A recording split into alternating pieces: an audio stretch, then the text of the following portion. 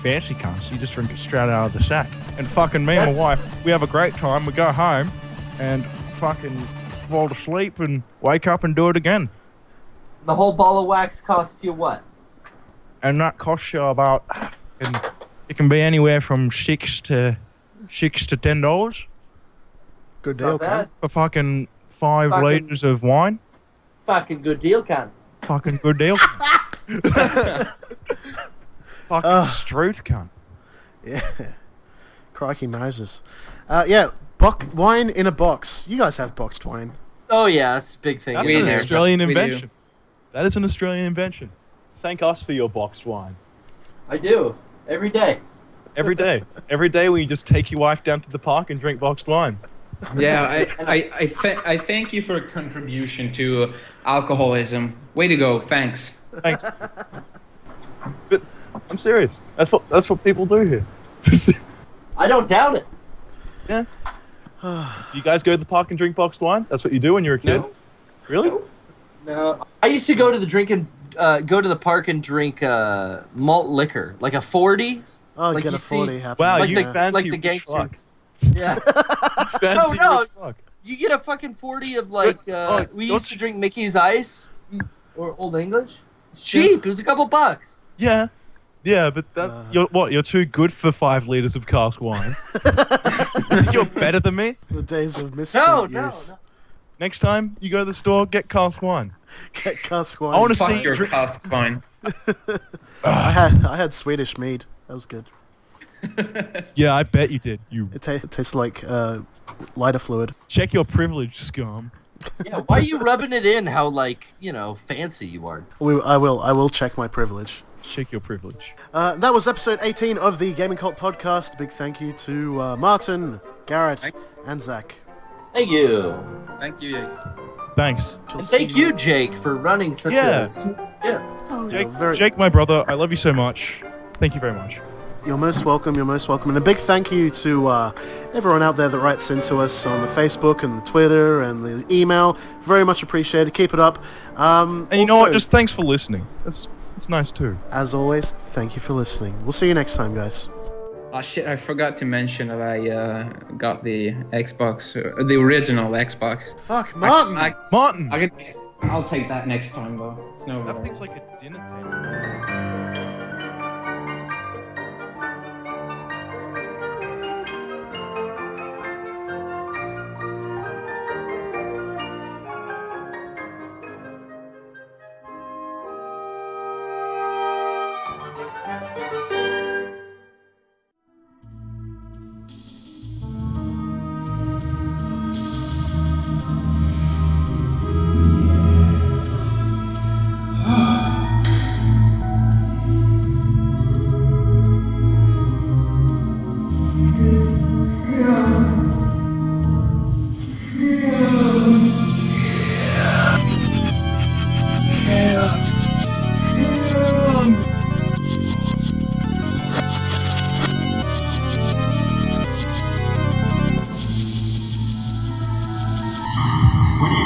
What are you touching? Nothing. I just might elbow hit it. Yeah. Listen, you want to touch that? Gotta wear the gloves.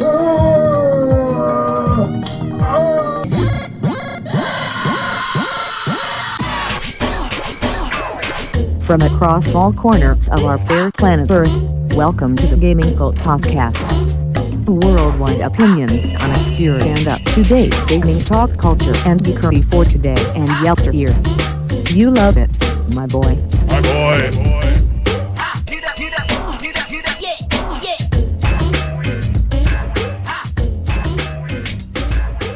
Hello and welcome to episode 20 of the Gaming Cult Podcast. I'm your host, Jake Innes from sunny Sydney, Australia. Warming up now, just slightly getting into summer, around the end of spring. Everything is flowering and blossoming. Joining me is my co-host from Sweden, Martin. How's it going, Martin? It's going good. That's good. I'm really glad. How's the weather in Sweden, Martin? It's really rainy and windy, so it's kind of boring to be outside. And there's absolutely no sun whatsoever. The sun goes down and it never comes back up. Exactly. Joining us from San Diego, California is Eric Badur. Hello. Hello. Live. You're going into summer, and we're going into winter, and I would venture a guess and say that the winter in San Diego is probably really similar to your spring. Actually, it depends where you are in Australia. Some bits are very cold, some bits are very hot. If you go to the north, it's desert heat. If you go to the south, it's cold, really cold. If you go to Tasmania, it even snows. So there you go. Wow. Yeah, here, it started raining in San Diego, so nobody knows how to drive when it rains here, because it doesn't rain here often. And it's gotten real cold. It's been down to like 60. I've seen videos of you guys freaking out when it rains. Yeah. It's We're like not used to it. It's a big deal in San Diego. It is. Well, it's like there are rainy months. Like, it'll rain a few more times and everything, but before this storm, I don't really remember it raining like really at all this year. The rains did not come. No, not at all. Joining us also from Sydney, Australia, my younger brother, Zach Innes. Here he is. This is Zach. And 3, 2, 1, and here is Zach. Hello, Zach. Hey, Jake. Eric's just said 60 Fahrenheit. Is that around like 15, 16 Celsius or something? No, it's the same. It's 60 Fahrenheit and 60 Celsius are the same. No, it's there is complete parity when it comes to Celsius and Fahrenheit. Trust me, I've done the science. I see. I'm sick of having. So you have like hot, nearly boiling rain. Yes. Yep. It's glorious. Beautiful. Yep. Come to San Diego. We're there, man. We're there. Zach's not sure. I mean, there's plenty of other places to go. But moving on from Zach, joining us is special guest from Raccoon City, Ontario, one of the handsomest Canadian YouTubers you like to come across. From Chargeback Forward, we have Terrence Kelsey. Terrence, how are you doing, my friend? I'm so happy there's a mute button. I was just coughing and doing all sorts of stuff with my throat, so I'm happy that you guys didn't have to hear that. Terrence, my friend. It's gross. Ew. I love you so Thanks much. for telling us about it, though.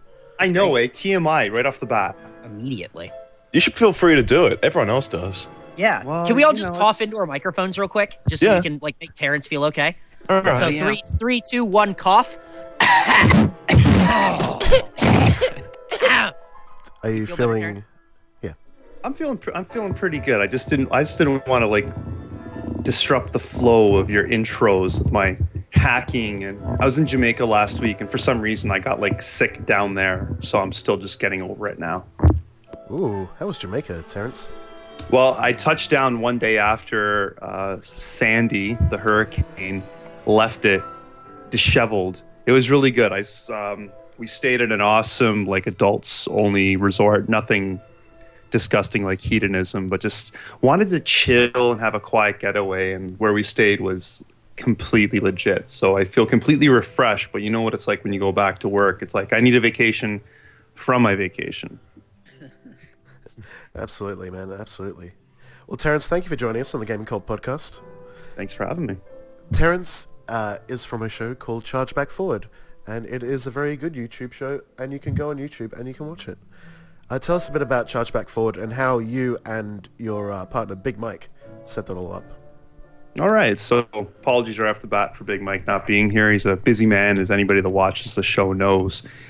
But the show started actually as a project. I was doing like a leadership program course, and one of the assignments we had was to create some kind of project that would impact one of your communities in your life.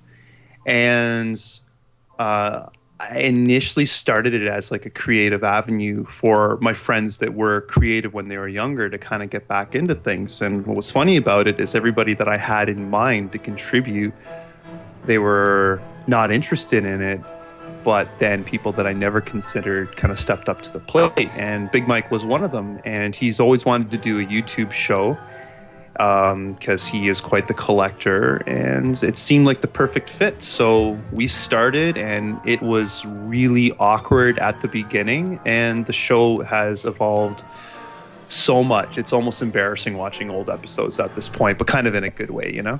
Oh, but you managed to cover it with that blanket of obscurity of reviewing an MSX version of Snatcher, which is like, holy shit, that's a rare game. Yeah, Big Mike is so funny when it comes to that. He you know, like the 3 crowning jewels of his collection are the MSX versions of Snatcher and SD Snatcher, as well as the PC-88 version of Snatcher. You know, 3 games he's never going to be able to physically play because getting your hands on one of those systems is because awesome. You know, in North America, Japanese computers, they're very easy to come by. Oh, absolutely. You know, you go down to a 7-Eleven or something, you just pick it up. I'll have the MSX2 Plus, whatever the fuck they call it. I can swear, right? I don't have to censor myself. I heard you guys swear before. We do. Yeah, no, we do you can say, just say as many fucks as you want. Say go ahead and fuck, and go ahead and say shit and pussy wussy and anything you want. But just be aware that you are saying piss words, and that Mem and Pep Pep would usually say no to these things. Fuck, fuckity, fuck, fuck. Okay, I'm ready. Okay, excellent. Piss words have been said. We continue on with this cast. Yeah, no, I mean, the show definitely seems to. I mean, when it first started off, I've been following it since the start. It definitely seems to center around Big Mike's very impressive collection. But then you sort of expanded it. You know, you started doing. You started going to events and interviews. But the thing that always got to me, I mean, there's a million collection channels on YouTube. Well, not a million, but literally thousands of collection channels on YouTube. There's a whole category when you upload a video to YouTube. There, you know, in the last few years, they've added a category which is, you know, exclusively gaming for the YouTube gaming community, because there are thousands of channels. But what gets to me about your channel in particular is how you guys are so self-aware about what you're doing and how far you're willing to take a joke. And the best example of this for me has got to be the Super Deformed Snatcher, the SD Snatcher review that you guys did, with a shot-for-shot recreation of that one scene from Apocalypse Now, which was beautiful. It was beautiful. Well, the thing is when we did the show, like we started doing the show, like anybody familiar with the show, when we started off, for the most part, it was a static shot over 3 planks of hardwood floor that wasn't actually. We first started shooting on a floor, and then after we're like, this is uncomfortable, so we kind of moved it to a table and took 3 spare planks of Big Mike's hardware floor, and what ended up happening is so you there was break the illusion. It's that, you know, it's out of the bag. But that chapter's over for us, and it's kind of funny how it ended because I decided to go to PAX Prime 2011, and that was like my first interaction with the YouTube gaming community, obviously face to face, and it's crazy the friendships that kind of came out of that. And you know, like Mike and I had been on the All Gen Gamers podcast before, Absolutely. and so we Big talked shout out with to that podcast. Very good podcast. Yeah, there's those guys. Good for any collectors out there, for sure. No doubt. So I got to meet, you know, Pete Dorr and Jason Heine, John Gamester, who's, you know, him and I are friends now, and then Johnny, who him and I are really good friends. And we you know, like we pretty much, that was our first kind of face to face.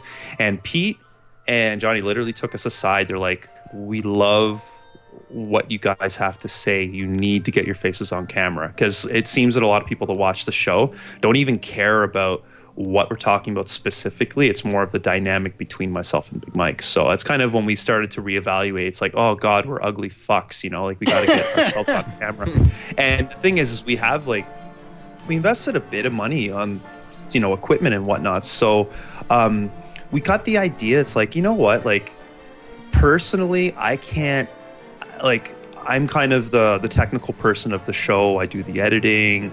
I know more about the camera, so I shoot unless I'm in front of the camera or whatnot. And I wanted to be challenged. So it's like, how can I find a way where I can get excited about doing, you know, things from time to time that kind of breaks away from the show, but still in part of the show and still kind of relatable to the show. And as you're mentioning with the SD Snatcher unboxing, you know, it's like let's do something completely ridiculous. And that's where, you know, we have a friend that works for a lighting company that does like concerts and theater and all that, and he brought this ridiculous LED rig, and that's where we got all those cool colors on Big Mike's face and all that. And it was just, I don't know, man, it's all about like having fun. A lot of people, you know, like will ask us, so like, I want to get into making a show, what do we do? And I say the same thing, fuck, do something that you like doing, have fun with it, you know, don't just copy what everyone else does, because as you said, there's tens of thousands of shows out there, which is great, you know, because everyone's getting their say. But, you know, gone are the days where, you know, there's maybe one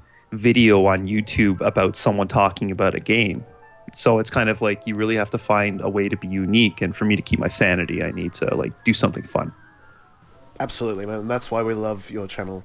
And very recently, of course, you guys have announced that you are entering into a partnership with Machinima. Yeah, that took us by surprise.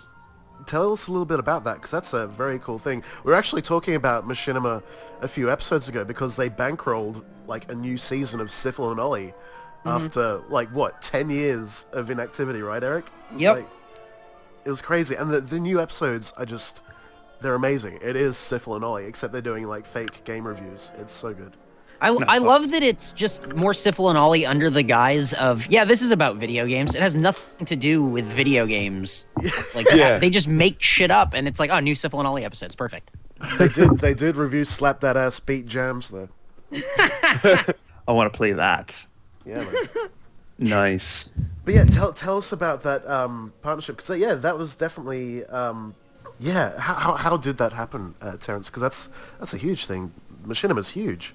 Yeah, so basically what happens is we've always gotten things from our, I feel so bad calling people fans because I speak for Big Mike as well, that we don't really obviously consider ourselves famous in any way. We're just part of a community, and we're sharing a passion with people that share that passion. But so Big like gamists, if you will. Yeah, so our friends on YouTube have always said like, oh my God, like it's a crime you don't have more subscribers or views and all that. And I take that as a compliment. But like I said before, the reality is there's just so much content, it's hard to get noticed. So recently I went ahead and kind of tried to apply for like CPM partnership with YouTube, and basically got like a slap in the face, pretty much saying, since they monetized it back in April, if you've uploaded and successfully monetized a video, you're a partner, which is bullshit. But they're making things easier for general YouTube users now to add a custom thumbnail, and soon banners are going to be accessible and all that. But so when that happened, I just kind of said, whatever. Like it's never been about money. Obviously, it's never been about recognition or fame. It's like, what, we're gonna put stuff up that we like talking about or whatever's on our minds, and who watches it, thank you for watching.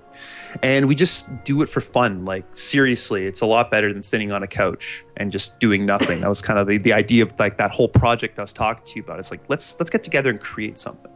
So out of nowhere, we were contacted through a YouTube channel by by Machinima's like Canadian branch, and they said that they had been following our show and very interested and excited at the the possibility of partnering up with them. So really humbling experience to have. Like I've done some research on Machinima before, before we agreed to it. Just kind of, everybody knows Machinima from like Mortal Kombat Legacy and whatnot, but I wanted to see them as a company. And when when Newsweek's talking about them, saying that they're poised to be more influential than MTV, that's a pretty bold statement. It definitely is, yeah. And so just the fact that they they came to us because we cover all things, but like we are, amongst other things, a retro gaming show. We cover everything. You guys fill your niches, absolutely.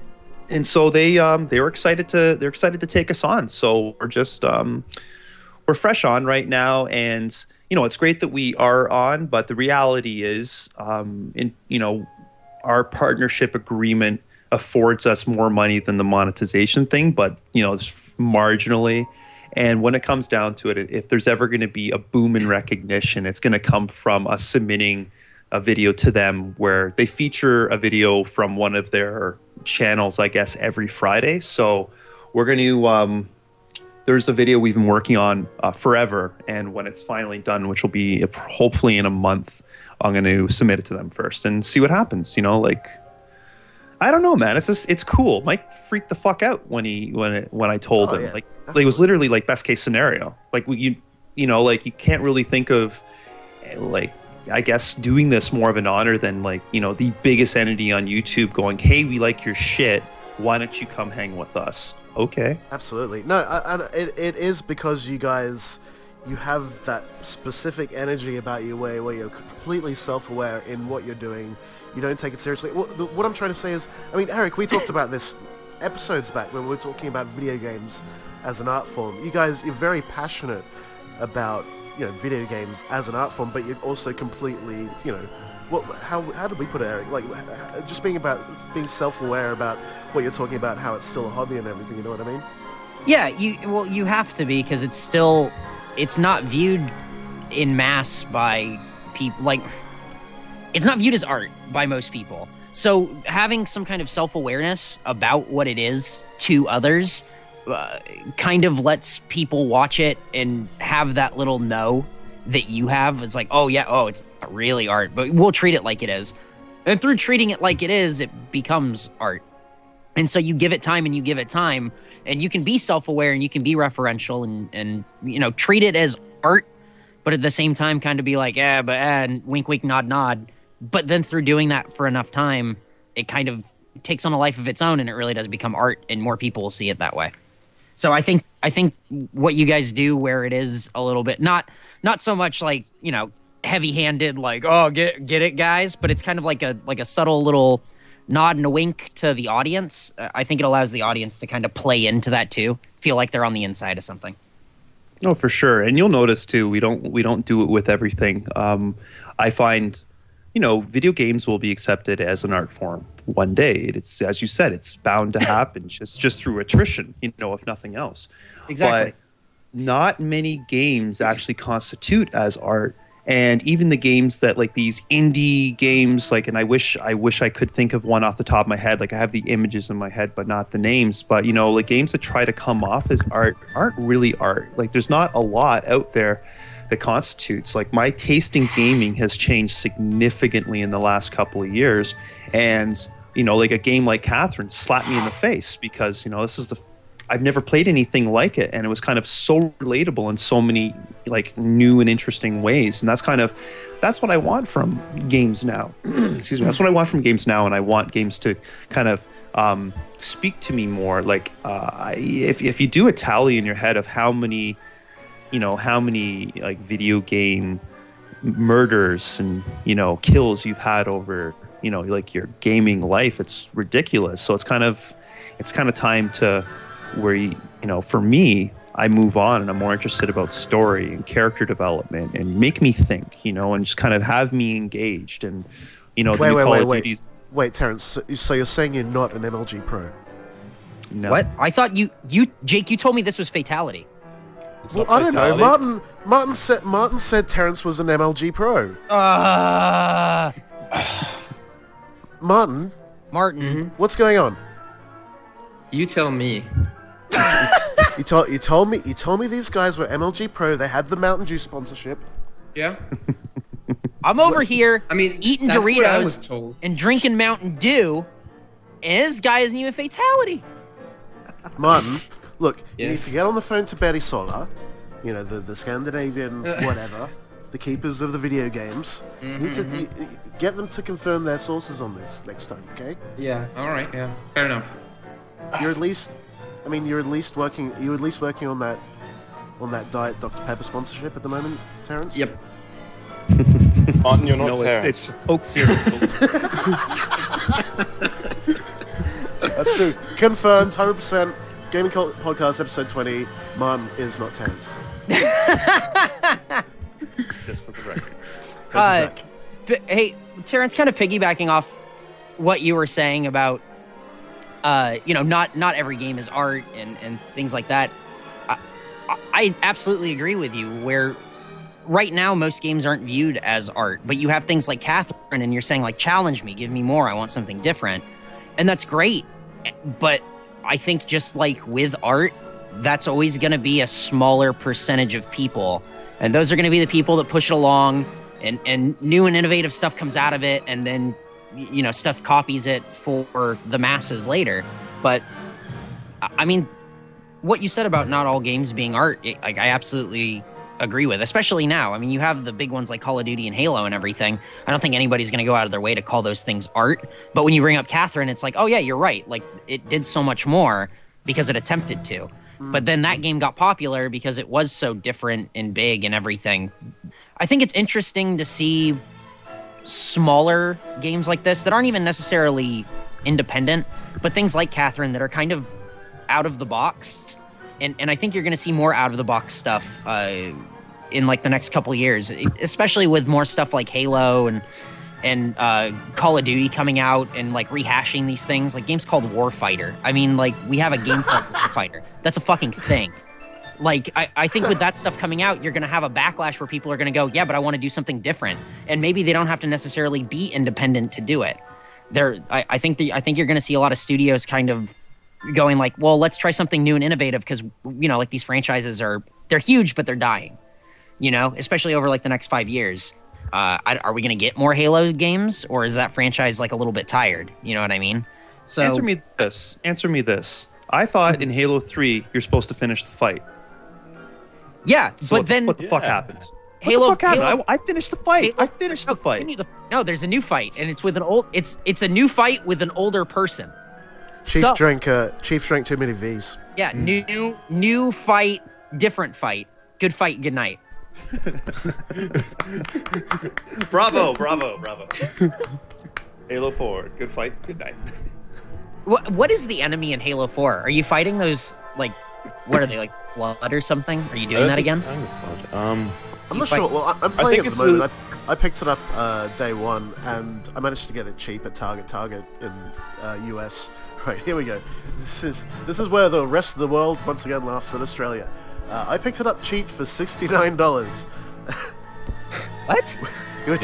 which is 60, which is, I don't know, a good 60 or 70% of what it usually costs. So yeah. Wait, that's good deal. That's like $10 more than you'd pay in America for any AAA game. Yeah. Yep. Oh, like big titles are $60. So you only paid. So feel good knowing that you only paid $10 more instead of $40 more. Yeah, man, I lucked out. Christmas come early. Halloween come late. So what do you fight in the game? Do you fight other Master Chiefs? Wait, does Master Chief talk? Does like I play the game? I didn't know Master Chief talked. Yeah, he won't shut up. He won't shut up. Like even if the thing that gets to me actually, it's a beautiful game. It's like there's honestly nothing wrong. Like this is my first time playing a Halo single player campaign, and because I've always just played multiplayer or whatever. But there's nothing wrong with this game. Like it's so well polished down to every detail.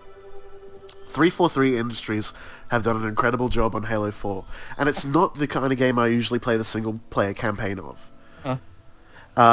You're fighting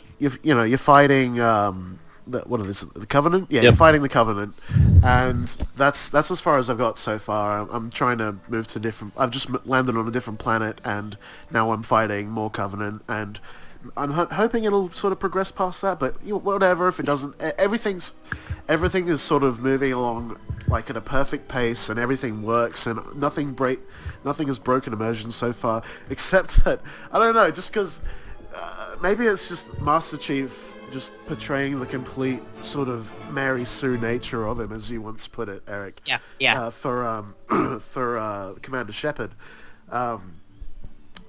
Master Chief, he never breaks character. He never breaks from his stoic kind of "let's go" kind of thing. Not in a Duke Nukem way, but just in a kind of "I am Master Chief," that kind of thing. He's like the perfect soldier. Exactly. And he's going to be the perfect soldier. But he's being sucked out into the vacuum of space, and he is trying to navigate his way around asteroids and things while the ship is exploding. And the tone of his voice does not change one iota. There is not a single element of alarm in Master Chief's voice whatsoever when he's talking to his, I don't know, his fucking AI buddy. Cortana. Cortana. The, cyber bitch, whatever. She seems to be the only interesting person in it because she's like, according to the story, the Cortana, like that, the AI thing is only supposed to have a life expectancy of so many years, and she's past it. So it looks like she's going ape shit. But you're right. It's just, there's no emotion to it. so you're saying you didn't play any Halo games single player campaign before 4. How 2 ended on a cliffhanger, and it was a moment where they could have turned Halo into something a lot more than it was. It's kind of Master Chief overlooking the Earth. He's up in like a spaceship, and then he jumps off to finish the fight, right?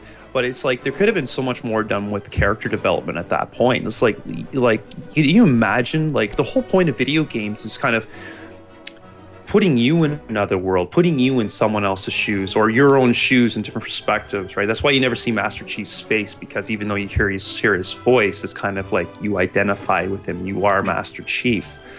And like, if you're in that position, you know, your world's getting ravaged and you're up in space and you're like, oh, I'm going to jump and I'm going to take care of shit. You know, that's I can imagine that being an extremely, extremely challenging, like, emotional event in your life. And yeah, it was the end of the game, but it's like, okay, I'm just going to dive off. And then the beginning of Halo 3, oh, I just landed. You know, it's like, fuck off. Like, there's a game that came out in the summer, Spec Ops: The Line, and it was kind of a... I want to play that game. That game looks good. Exactly, and it's because they're so self-aware and parodying everything that's wrong with a shooter, and then it just goes completely off the wall and becomes something unique and interesting within in my opinion, an extremely tired genre. Like, you know what my favorite first-person games are? Condemned.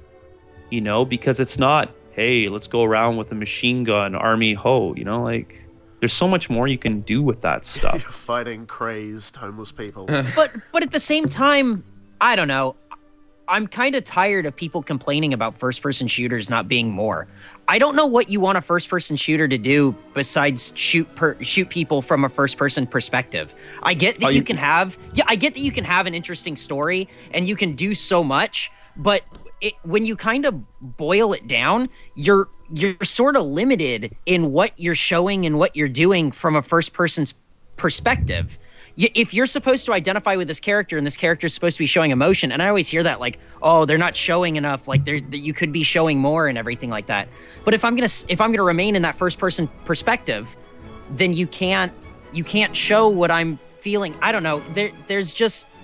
I'm just tired of people wanting more from that genre when there's so many other genres that you can take from and have so much to do. I don't know. I guess it's not fair for me to say, like, oh, you should just accept it, because but what you're saying is right. What you're saying is absolutely right. Like, people have lofty expectations, and they honestly expect too much from a game. You know, like they want, sky's always the limit. For me, like, when I look at first person shooters, I think my biggest problem with them isn't story, because any game from any genre has the potential of having a good, average, or bad story. Same thing as every other element of the game. But I think what would be really neat is if you had just more options. Because Call of Duty, what are your options? You sneak up on a dude and you kill him. You know, like, Call of Duty's all like shoot, kill. Oh, you can crawl. No, even when you sneak, that's true. You sneak and kill. That's true. You can crawl. You can crawl. But there's missions, like, when you play, like, the first person. I don't like multiplayer gaming, honestly. I really don't enjoy it that much. Bless your heart. So bless your heart. I am all about a single player experience. I love when there's a campaign that I can sink my teeth into. I really enjoy that. And so when I play these Call of Duty games don't interest me, because the single player campaign is it's like you're training to just go play online. It's like a 5-hour training course on what you need to master to go play online with all, like, these people. It's how to use your knife, how to use your gun, and how to crawl around. And it's I get tired of that. And yet you still haven't played Katawa Shoujo. No. Shit. You still haven't played the dating sim that takes place in a disabled high school. I haven't. These are games. Now, hey, make these first-person shooters. Sign me up. Okay, hold on. Hey, this dating game, is it bad that I just got a hard-on from that concept? Oh, no, you and Zach are in the same boat. Hey, buddy. Hey, come on.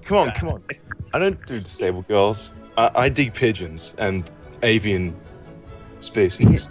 Avian varieties. Yeah. And Hutful Boyfriend that's Zach's Love I'm trying to come up with a pun. It's too late. I can't come up with a pun now. Zach likes that game. We're He likes birds that of a vid feather. game. Ooh, you got him, Jake. Ooh, you got him. Way to go, boss. Die! Did it again!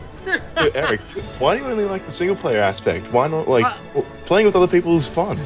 It is to a point. I like playing when there's another person in the room. Like I got like I promised in the last podcast, I got Borderlands 2. And I love that game. It's so much fun for me to play by myself, but then Brian comes over and he has his character on his PlayStation profile or whatever, moves it over with the cloud, and then we play like multiplayer together. And you just move through the story. And what I need with a multiplayer game, I think, is moving through a story, having objectives, doing stuff like that. And a lot of time when it's multiplayer games, it's first-person shooters, and I don't want to fight a whole bunch of 14-year-olds that are gonna like just be fucking dicks, and they know all like the shitty cheat ways to kill me. I don't want to do that. And I don't want to play online, and my internet lags, and then lag shit happens. And I tried to do that like with fighting games too, and I get fucking tired of it. Like I don't like playing online. Netcode can only bring you so far. Yeah, I need more than just a battle royale versus a bunch of other people in like a first person shooter game if you're going to have a multiplayer element to it. And that's why I really like Borderlands. And that being said, Brian, 100% confirmed for PAX Australia. 100% confirmed for PAX Australia. He's going to be there. Martin, did you know that? No, I didn't. Brian is 100% That's going awesome. to PAX Australia. I know, right? So next time, totally not a running you joke. talk to him, congratulate him. Definitely will. Yes. So obviously, Martin, you know, we talk. Things happen. We are going to PAX Australia next year. It is happening. Melbourne Showgrounds, July 2012. Gaming Cult Podcast will be having a booth at PAX Australia. Hey, congratulations, by the way, on that, guys. When I heard that, it's impressive. Good for you. Thank you very much. Thank you. We're totally stoked, and we thank the people at ReadPop and PAX for inviting us. So we're very happy. Preparations are underway. It's going to be big. Zach, let me think. How long has it been now since we mentioned Cortana? It's probably been about 10 minutes. It's been a bit too long, but go on. I'm guessing by now you have a fully formed fanfic. Oh, but that would be a sad fanfic. Why, my brother? Why? Because Cortana is simply intangible. You can't touch, you can't feel her embrace, you can't jizz on her supple jumpsuit. It's just...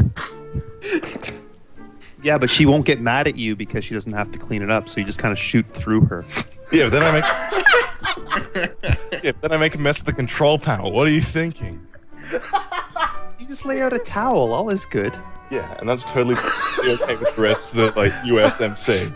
All I've got now is just... I'm expecting now in a cutscene just to see a towel standing just behind an image of Cortana on the control panel. If I don't see that in Halo 4 at some point, I'm running into 343. 343, you've got it coming already, I can tell. Master Chief, what are you doing? Don't remove your pod piece. I was just about to say that. You're being beat to your game, Nothing but Zach. class. Yeah. Nothing but class, man. Sorry, the cat's kind of... Get away from the mic. Fuck off, kitty! What is Fritz doing? He's purring. Can you hear him? Oh, I can Yes. hear cat. We can definitely hear that. That is the loudest thing in the podcast right Did now. you Thank shove your microphone into its throat? No, but he just go around rubbing his head on stuff, knocking over fucking everything. Because he can. That's what cats do. Yeah. Going on the keyboard, pay attention to me. Why aren't you paying attention to me? Stop talking to your internet friends. Pay attention to me. Cat Like, type describe every girlfriend I've ever had. They just sort of type absolute nonsense on your keyboard. That's Yeah. what happens. Yeah, it's... Women, right, guys? He's really trying to get near the mic, and this is really annoying. Just throw them to the other side of the room. Yeah, like throw 'em. Throw the cat. Yeah, but Go on with your cat. I don't think you understand. My cat's not the chillest of cats. If you so much as dare do something like that, he will, The chillest of cats. Chillest and illest, apparently. I want to know who is the chillest of cats. Cat? Heathcliff? Holy shit! Sorry to break into this, guys. My girlfriend just sent me a video. She's over at the library right now, and she sent me a video of like people fighting in the library. Hell yeah! What happening there right now? Right now, like I'm trying not to be rude, right? So I'm trying to like kind of watch it without the volume, but it's like even at minimum volume on my iPhone, I can hear screaming. And she says, "Okay," she's like, "Oh my God, this guy downstairs," and then quotation, "That's an allegation. I have a lawyer. You're fired." At a library. I mean, A usually library. it happens at a Chick-fil-A or a fucking, I don't know. A Denny's. Generally a Denny's. Or a Vietnamese, like, Po restaurant or something, yeah. Have you guys ever been to a public library? They are a wretched hive of scum and villainy. That's... What, Really? the last, There's a lot of villains? There's a lot of villains at the public library? The last of the computerless. I'm serious. Yeah, I've gone to the state library of, the state library in New South Wales in Australia, and it's just full of scum. So I am not surprised Why am I even that a fight asking would you break this? out. Why am I probing into this? This is not going to end well. This kind of fucking thing never ends well. Yeah, it does. Probe I away, just get Jake. real upset. Go on. So does Martin. Martin gets real upset. Okay. See, he's already upset. Yeah. Giving us a silent treatment. Hey, Terrence, you gonna upload the video or what? Yeah. I'm gonna. You guys want to listen to it right now? Yes, Because please. it's like. Let's. Yes. Okay, I'm just gonna put it. Yeah, I'm man. gonna put it up to the microphone. Do and it. just hopefully Let's this do it. comes out okay. Because she's not actually filming the altercation. She kind of has the phone close to her. It's just like an easy way to get the audio to me. So let's have a listen, shall we? Yes.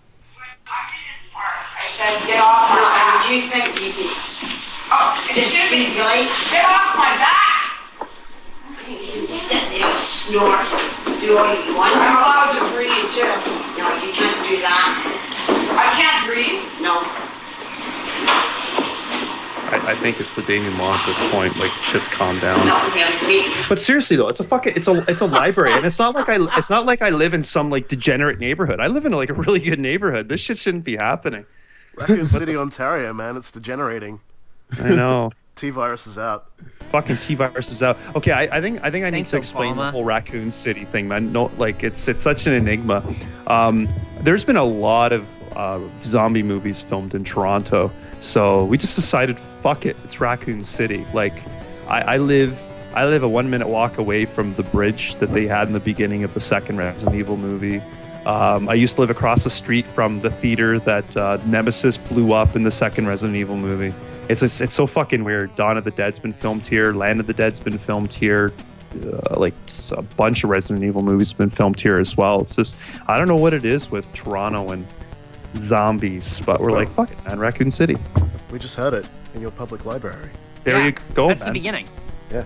It's a biochemistry crisis. That's what's happening in the library. A Exactly. biochemistry crisis. Terrence, just to fill you in, Biochemistry Crisis, we have a regular listener, well, sort of contributor called Kay, who's a friend of ours from South Korea. He regularly writes in with pop culture differences and Mandarin Chinese translations of games and movie titles. And the title for Resident Evil in China, which is Shenghua Weiji, translates to Biochemistry Crisis. There you go. Oh man. China's As pretty a zombie fondles you before it bites you. I like it. A little bit of a finger in your ass, maybe. I'm gonna Maybe. ease you into it. Hey, maybe. Jesus Christ. So, Terrence, let me be the first to congratulate you on your new president. Obama is not my president. He can do great pretty things, sure he hopefully is. in the States, but we have our own government system in Canada. What? Yeah, Jake, Yeah. the British, duh. It's amazing. We actually do, but it is so boring that any one of my friends that's politically motivated watches American politics. Oh, it's Yeah. the same. It's the same here too. Australia's obviously part of the Commonwealth as well. And Because we're the best. USA's the best, and everyone wants a part of our politics that fucking rule. This is the reason. This is the reason Muslims hate you guys. Our fucking cool ass politics, our fucking badass backwards hats. Like, fuck, man. Fred USA, Durst, love like it. President Eric. That's it. I was in the Middle East a Fred couple of Durst years did ago. not run for president. I was in the Middle East a couple of years ago, and everybody shifty looked at me, and then they started talking to me. And as soon as they found out I wasn't from America, they were very friendly to me. True story. What is it? They're like, welcome to our country. But they weren't as friendly as they could have been if you would have said that you were American. They would have been like, "Hey, come over to my house, make out with my daughter, let's feed you, here's free money." That's what happens when you're American and you go abroad, I think. No, what actually happens when you're America and you go to parts of the world that aren't fans of American policy, I guess, is you're right, they do all those things to you, but it's kind of like they're fattening you up for the slaughter. There was a lot. I got a lot of dirty looks from people that talked to me, and as soon as I said that, like, you know, they were waiting for it. They were like, "Oh, where are you from?" And I'm like, "Oh, I'm from Canada." Welcome. You'd be surprised how many homes I was invited into for coffee and tea and food. And over there, it's like it's rude to refuse these things. So I like met a lot of people and saw a lot of homes. Like, this is a really weird trip. like partying with people in Syria, obviously before shit broke down there. Whoa. But partying people with Syria was crazy. Wow, you went to Syria? That's Yeah, awesome. I threw it down, and I had a big ass beard and everything. Don't fuck around. Did you go anywhere else in the Middle East? No, sucker, don't mess around. Yeah, But where I else was did like- you go? I was that trip. I did. I was all over France, Turkey, and Syria, and I busted my knee in Syria. I was at this castle. I forgive my French; it's terrible, but it's basically Crac de Chevalier, which is the Cavalier Castle. T.E. Lawrence, the dude from Lawrence of Arabia, wrote about it in his book. So when I went there, I was so super stoked, and I was being slapped in the face constantly with ads for Assassin's Creed 2 in France and in Turkey. So by the time that I got there, and here I am in this huge fortress castle, you know, sure enough, I see a 5-foot gap, and through the gap is a landing and then a large window. I'm like, I used to do parkour, so I'm like, yeah, I can do this. So Do it, man. against better judgment, I ran, I leapt, I tucked in, but for some reason my left knee went a little wide just as I was landing, and it hit flush. I'm telling you, man, like, this castle was never sieged. My knee didn't stand a chance. I was fucked up. You know what it's like? You know what it's like having an injury in an emerging country, like, you know, third world country, whatever, second Can't world country. imagine it's ideal. Yeah. Yeah, needless to say, like, my trip ended about a week and a half after because I was actually just getting too sick. And Wow. yeah, like, it was because when your body goes through trauma like that, in combination of not having comforts that you would be used to, oh fuck, forget about it, man. It was done. I was supposed to go to Africa after that. Fuck that. Damn. Yeah. Yeah, it took me 18 months to fully get over that injury. It's kind of funny Wow. because I was actually, for a while, I was crippled. There was no walking. Wow. All for Yeah. the sake of sick parkour. Yeah, serious. So needless to say, that was my retirement right there. But the main thing, did it look cool, Terrence? Yeah. Yeah, did you look dope as hell? Did you fall in Okay, style? I can only imagine when I was in midair, it was godlike. Everything was good, the arm momentum, and then I tucked, but I don't know why. I don't know how, but my left leg drifted just as I was going to land, and I spun like a top, and then just skidded. People came running over to me. I stood up. I'm like, I'm fine. Bitch ex-girlfriend that I was with, like, comes over and starts laughing, and I'm like, don't fucking laugh, it's serious. I looked at my knee, and it was like balloon the size of grapefruit immediately. And then you woke up 500 years in the future. Yeah, fuck, seriously. No, man, it was rough, man. And the worst part is, every specialist I saw said I would have been better breaking my knee. It was a catastrophic. What did they say? It was a catastrophic like impact. But I drank a lot of milk when I was a kid, so I didn't even fracture anything. No tears, strains. It was just a catastrophic impact. Still, though, it's always good when a medical professional uses the superlative catastrophic when describing your Your physical current state. condition. Exactly. Yeah. Yeah. So word to anybody that wants to go traveling in countries that have awesome old architecture and things that look very jumpable, don't. Just don't. So, in summation, Canada is not America. Not the United States of America. It's close. Not yet, anyway. Yeah, hey, but Terrence, when you got back home, I bet your shitty free healthcare didn't even help you at all. You should have gotten insurance and then had them maybe cover it, or had no insurance at all and then been in debt. You socialist fuck. It sounds like if you've seen one episode of Chargeback Forward, you saw our trip to the digital press. We got a lot of flack because we were talking about our healthcare system versus pre-Obamacare. And yes, while you were trying to interview people about Double Dragon Neon and stuff. I did have health insurance, and the Canadian health system is fantastic. Everything was taken care of, all the treatment I needed, and I made a full recovery without putting a cent out of my pocket. We're actually going to do a video in the future. It's going to be kind of like a very delayed response to all of the haters of. We realized that we really shouldn't talk politics on the show, and it was literally conversation and passing. We weren't preaching, but so many people got very pissed off. So we're going to do a parody of what do they call it? Trauma Center, and we're gonna mix it in with South Park's version of the BP apology video, or apology commercial, and you know that time where I'm going to be in a doctor's office, and I'm going to be trying to reach into my wallet to give them cash. And they're just going to politely put up a hand and say, "You don't need to do that." No. My sweet boy, no. No, I don't know why everybody's all freaking out about the concept of what's called socialized healthcare. Like, holy shit, man! Like, chill. Everybody should have access to. I can tell you why. We're America's an extremely ignorant country. It's a whole bunch of people that would benefit from socialized medicine going, no, we don't need socialized medicine. That sounds like socialism. You are the one who would benefit from socialized medicine. It's like it's mind numbing when you sit down and really try to think about it. So I don't know. It's fucking insane. But hey, we have socialized medicine in Australia. At least the white guy won, right, guys? No, the white guy didn't win. What? That's the worst part. What do you mean? Oh, Jesus. Garombo combo, 4 more years. What?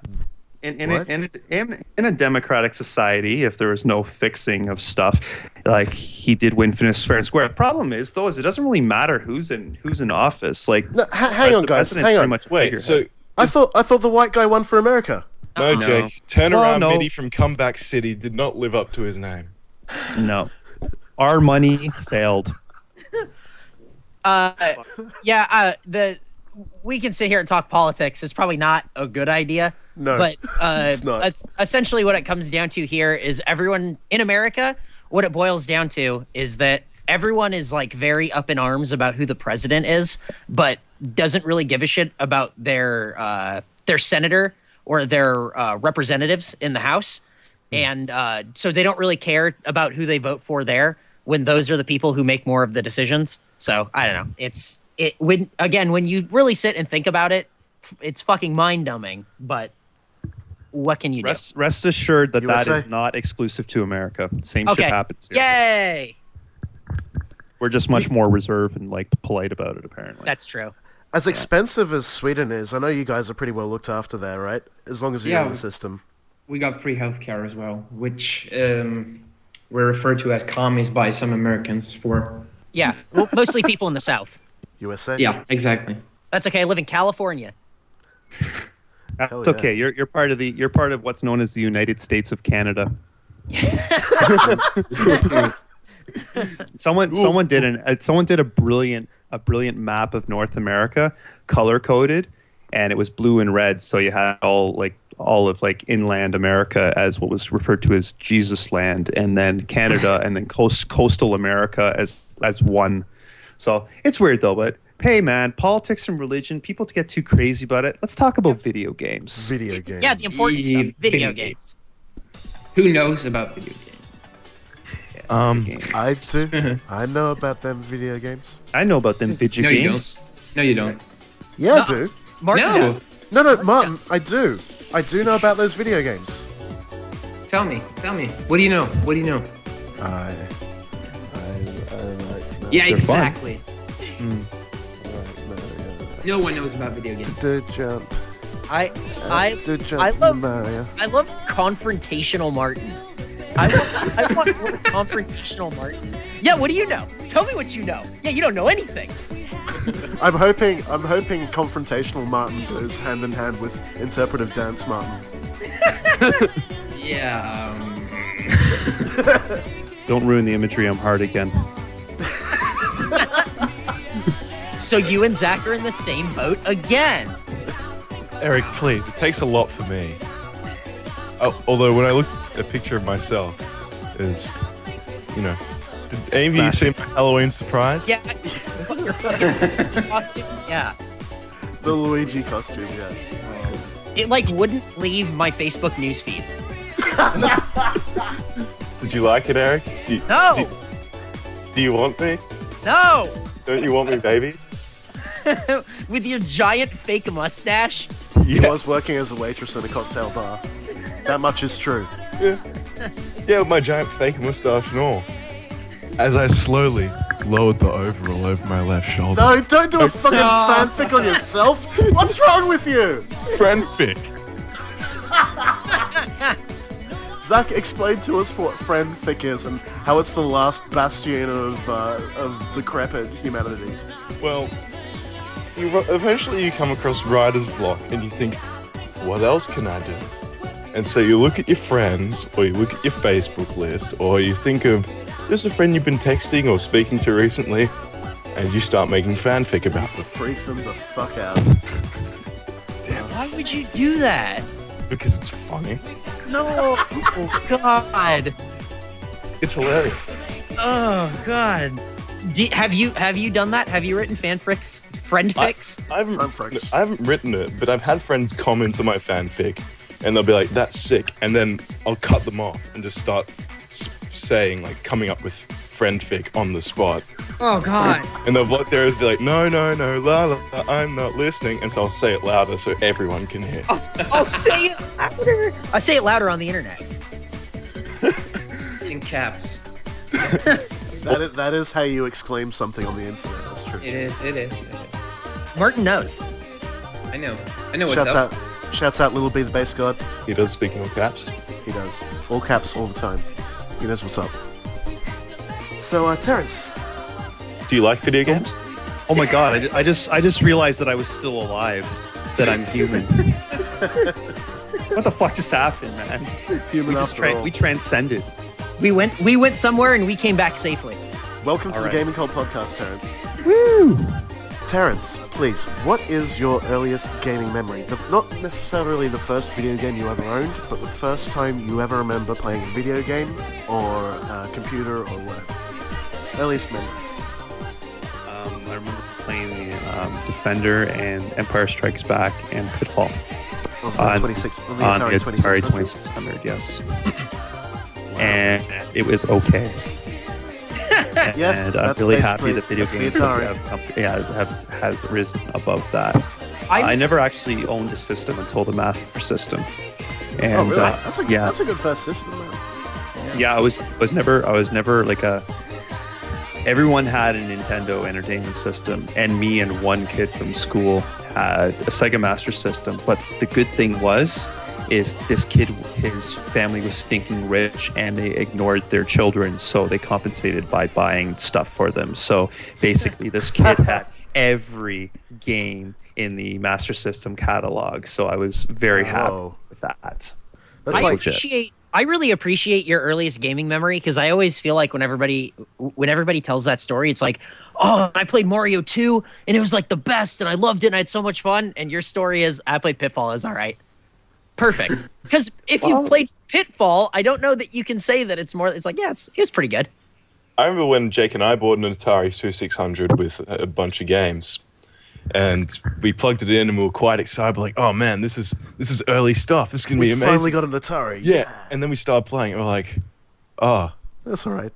oh, this is okay. Actually, shit. It's actually shit. Yeah, a lot of games were shit. Like you played a game called Challenger, and you couldn't fucking beat it. It was quite literally impossible. It's one hell of a challenge. Yeah, they programmed a game that you couldn't fucking beat. And we're not talking about the game called Challenge, as there is a game called Challenge. We're talking about Challenger. There's a difference, people. No, but the anecdote that we came up for that, I think the same episode we were doing the games as art kind of discussion, Eric, was likening Atari 2600 games and everything before that to like Buster Keaton films, where a train sort of drives at the camera. Yeah, and it's just to show you what it's able to do and elicit a reaction of, whoa, this is new and interesting. So, ooh, wow. It's like when technology comes out and it's like the first go-around for that technology, it's always pretty shitty. You know what I mean? Like the first iPhone was just like, what the fuck is this? Like, I see what you're trying to do. Just like the first mini iPad is shitty as well. Yeah, exactly. It's the same. same. Hasn't even got Retina display. How would they regress? What the fuck is Apple doing? It's the same thing. And so video games started in like this technology of, well, there's a stick and a button, go bananas. And then it's progressed to a point where now we're coming up with fanfic where you ejaculate through a hologram onto a towel on a console. Why do you judge me, Eric? Hey, Zach, that's all I do. That was actually a joint effort there between Zach and Terrence. Yeah, that was good. Nothing but class. Nothing but class. But hey, look, that's great that it has evolved to that point where you've basically made fanfic porn about a video game. Like this isn't General Custer's revenge. Yeah, it's better. Well, when you move from one side of the screen to the other to romance a Native American woman. Yo, you fucking Indian in that game? Shit. I just wanted to say it. They're Native American, not Indian, Eric. Nah, I'm from America. I think I know what I'm talking about. It's like you moved to the country. Yeah, you guys are Indians. Yeah, you guys are Indians, right? Yeah, you're Indians. That's a Louis C.K. joke there. Stolen on the Gaming Cult podcast. We did it. Yeah. But let's go from there. So you had the 2600, and then your first console was the Master System. Where did you go from there, Terrence? And what are your most memorable 8-bit era games? Because obviously that's the golden age for most people in their 20s and 30s. So I remember actually with my Master System, my mom, my parents were separated, so my mom liked to spoil me. So she came to Raccoon City one time and said, "Hey, we're going to Florida." So I got all excited about it, and I don't know what the fuck I was doing, but I packed my Sega Master System in my luggage. Yeah, man. To go down to Florida. We've all been there. But here's the problem, though. People knew what an NES was, but Customs did not know what the Master System was. And so I tried to explain as best as I could it's like, it's like a Nintendo. They're like, oh.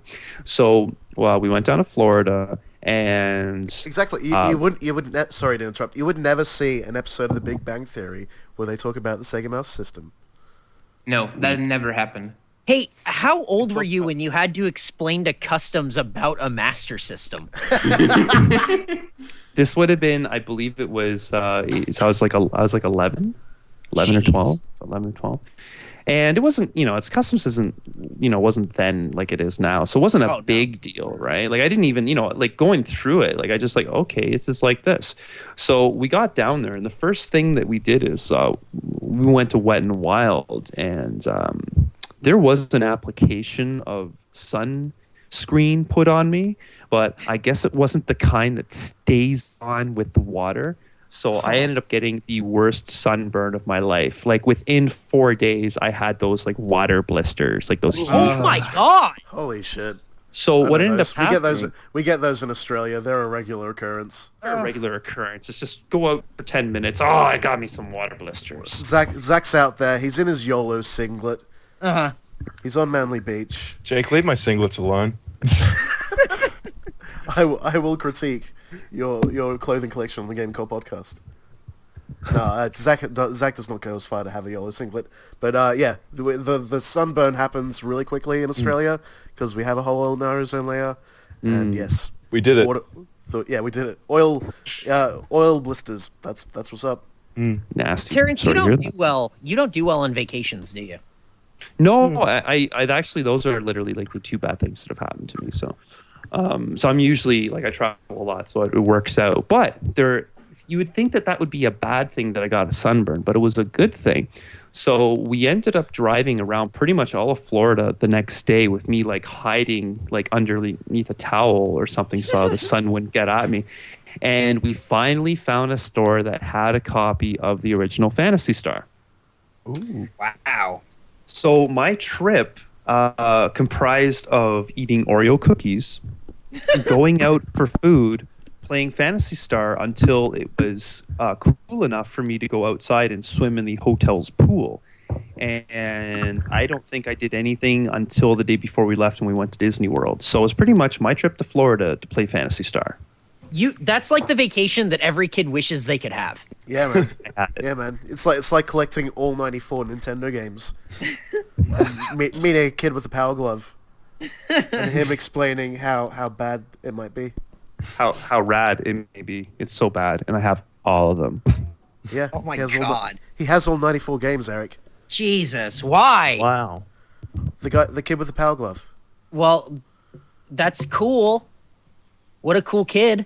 Yeah, I like to get serious about The Wizard for a second, guys. I recently watched it, and all I kept on thinking is, how the fuck do you know about the flute? They're playing a game that no one has seen, no one has heard of, and yet they're chanting, "Use the flute, Jimmy," or what the fuck the kid's name is. It's like, go fuck yourselves.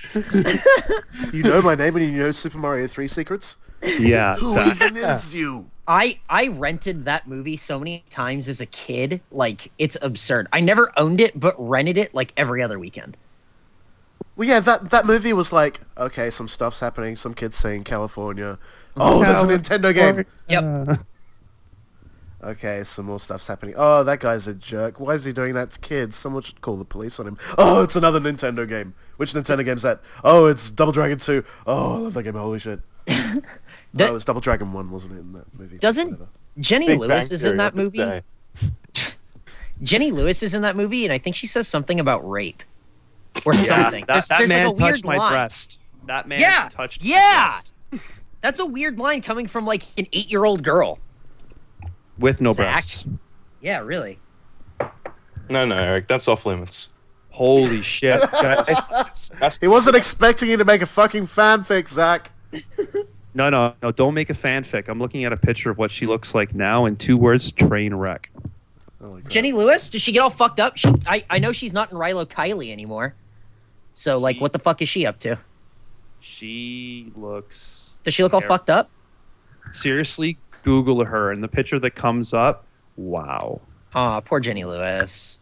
Should have stuck with Rilo Kiley, bitch. What? What up now? What? She was in Rilo Kiley. You know what? I take everything. Hey, hold on. Take Zach's everything upset. back. I think you've hit a nerve. You've hit a nerve with Zach now. I take everything. Oops, wrong person. Disregard that. She was in the Postal Service. I take everything back. They were legit. Yeah, she was in the Postal Service. And the reason they named that album the Postal Service is because they sent the tracks that they would record individually back and forth using the United States Postal Service. Wait, that girl from The Wizard was in the Postal Service album? She's the lady singer on the album, yeah. Really? Yes. Huh. Have you ever heard the band Rilo Kiley? No. Okay. I mean, if it's like emo or whatever, like that band's members were originally sort of branched off from, then I probably didn't hear it. No but I like that Postal Service album at the time. Yeah, it was good. Yeah, it's really good. I still like it for nostalgia purposes. She also had like a solo career, but I didn't really dig that. But every girl that I've dated loves Jenny Lewis, so I guess I have a type. And she had an autistic brother in The Wizard. The end. The end. No, that wasn't her brother. That was that was like they like met her. Oh yeah, she was like Misty. She was like the Misty of that movie, basically. Yes, she was. Yeah. Speaking of child stars, you know Frankie Muniz became a race car driver? Yes. And he's got a hot girlfriend? He's got a hot girlfriend. Yeah, a really hot girlfriend. Yep. What, you think he wouldn't have a hot girlfriend with all the fucking money he has? Yeah, that's true. Well, how many I don't know. seasons of Malcolm in the Middle were there? Seriously. But like, to be fair, have you fucking seen him lately? Like, He looks if you the same. just, I think he looks fucking weird. Yeah, because he looks like Malcolm when he was like 11 years old still, and Is it he's kinda like a 26-year-old man. Of course, It's like he a looks Macaulay Culkin kind of thing. No, not like that. It's just he's quite literally Malcolm occasionally with a mustache. Speaking of child actors that look weird, have you guys seen that kid that was in The Sixth Sense? No, Haley Joel Osment. Yeah. Yeah. He looks fucking weird. He does. He does. It's like his face and head never changed, but he just kept growing. Wait, can you link us like a picture or something? I haven't seen this. Look it up, Zach. You know how to Okay, Google. have Jeez. you looked up the kid from Jerry Maguire too, Jonathan Lipnicki? I don't want to see what that kid looks like. Dude, yes you do. If he Yes, looks you like an SD Snatcher version of that kid, then I don't want to see it. Wait, whoa, Yes. holy shit! Eric, Which one did you look up? Which one did you look up? Jonathan Lipnicki. Jonathan. Terrence, Lipnicki. thank you for joining us on the Gaming Cult podcast. God damn, Seriously, what's going on? I thought we're talking about games here. he got juiced. Yeah, you see him fucking shredded? Yeah, he got yoked. Dude is yoked. Holy shit! What a little dweeb. So Terrence, that Do you was your Phantasy Star story. Thank you for your Phantasy Star story. Where did it go from? Did you eventually get a Nintendo? Yeah, years after. Years after I did. And So at a certain point, I had a lot of systems, but kind of like how Big Mike and I met is I had a bunch of shit and I just ended up like transporting from one home to another in a box. And that's pretty much it. He put an ad on Craigslist or Kijiji or whatever, and he's like serious collector paying good money, and I offloaded shit for a fair price and became friends after. That's right. That's how you guys met. Yeah. You beefed up his collection, and then you guys were best friends forever.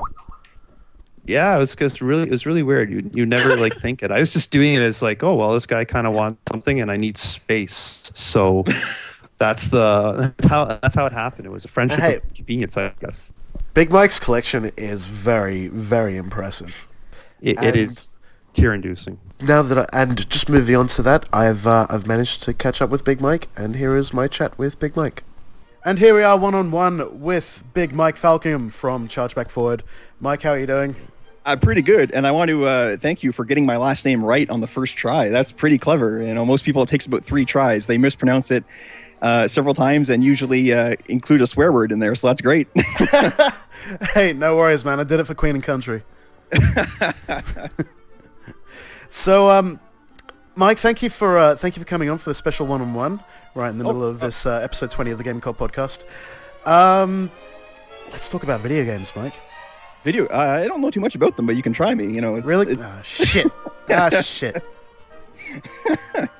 Well, look, let me just congratulate you off, just like I did with Terrence. Congratulations with all the success of Chargeback Forward and the developing partnership with Machinima. That's really cool, man.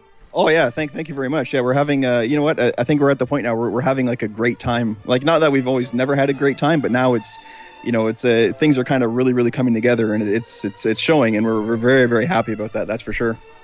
Excellent, man. Excellent. Well, let's start with the only thing that we haven't covered so far yet, and that is your gaming history, Mike. So, recall to me the earliest memory that you have of a video game. Not one that you necessarily own, but your earliest memory playing a video game or computer or whatever. What is your earliest gaming memory, Mike? The earliest one that really sticks out in my mind as significant is my dad used to play in a softball league when I was a kid. So we're talking like 82, 83. And he'd take me to a bar, because in Canada in 83, you could take your kid to a bar and no one would say anything about it. It was just, who cares? So he would take me to the back of the bar where there was a tabletop Pac-Man machine. He'd sit me down in front of it, put a handful of quarters down, and then just walk away and drink for the rest of the night. So here is, like, I'm probably like 7 years old in a bar playing Pac-Man in the back of this bar. And that was completely acceptable in Canada in the 80s. And that's, you know, people always say, like, oh, my parents... Yeah, exactly. Well, everyone always says like, "Oh, my parents tried to get me to stop playing games." It was the complete opposite for me. It's all because of my dad getting these, like with that Pac-Man machine, and then buying me a television system in the Christmas of '83, and it was just, yeah, it was crazy. It was all because of him. But I would say that's probably like my earliest memory that really sticks out, because I remember it clear to this day, like just sitting there playing Pac-Man by myself in this dingy bar, you know. Fantastic, and it would have still been an original cab back then as well, obviously. Yes, exactly. Yeah, because that really was like probably 80. It was like 82 or 83. So original cabinet, and there was a couple of machines beside it, and like it was like you know, cocktail table machines. That way, you know, people could just put their beer down and play Pac-Man. So very cool, very cool. So the Intellivision was the first console that you got then? Yes. I had a couple friends who had an Atari 2600, but I think it was Intellivision I was really drawn to. Like, you know, I don't want to sound like I was like even a snob when I was a kid, but just I could tell the difference between, like, you know, the Intellivision just looked a lot better than the 2600. And the thing that kind of got me is that I had like the Dungeons and Dragons license, and my brother, who's a few years older than me, was your typical like Dungeons and Dragons nerd in the early 80s. Him and his friends would come over and play, and they would never let me play because I was too young, so I just got to kind of sit there and act like I knew what I was doing. But when I saw Dungeons and Dragons for it, and Burger Time and all these games, I just like that to me was kind of like the system I had to have. And then that Christmas morning when I opened it up, it was pretty exciting. But my dad probably still played it more than I did. I think there were certain times I wasn't allowed to touch it because he was too busy playing Night Stalker, you know. So right. Very good. No, I mean, I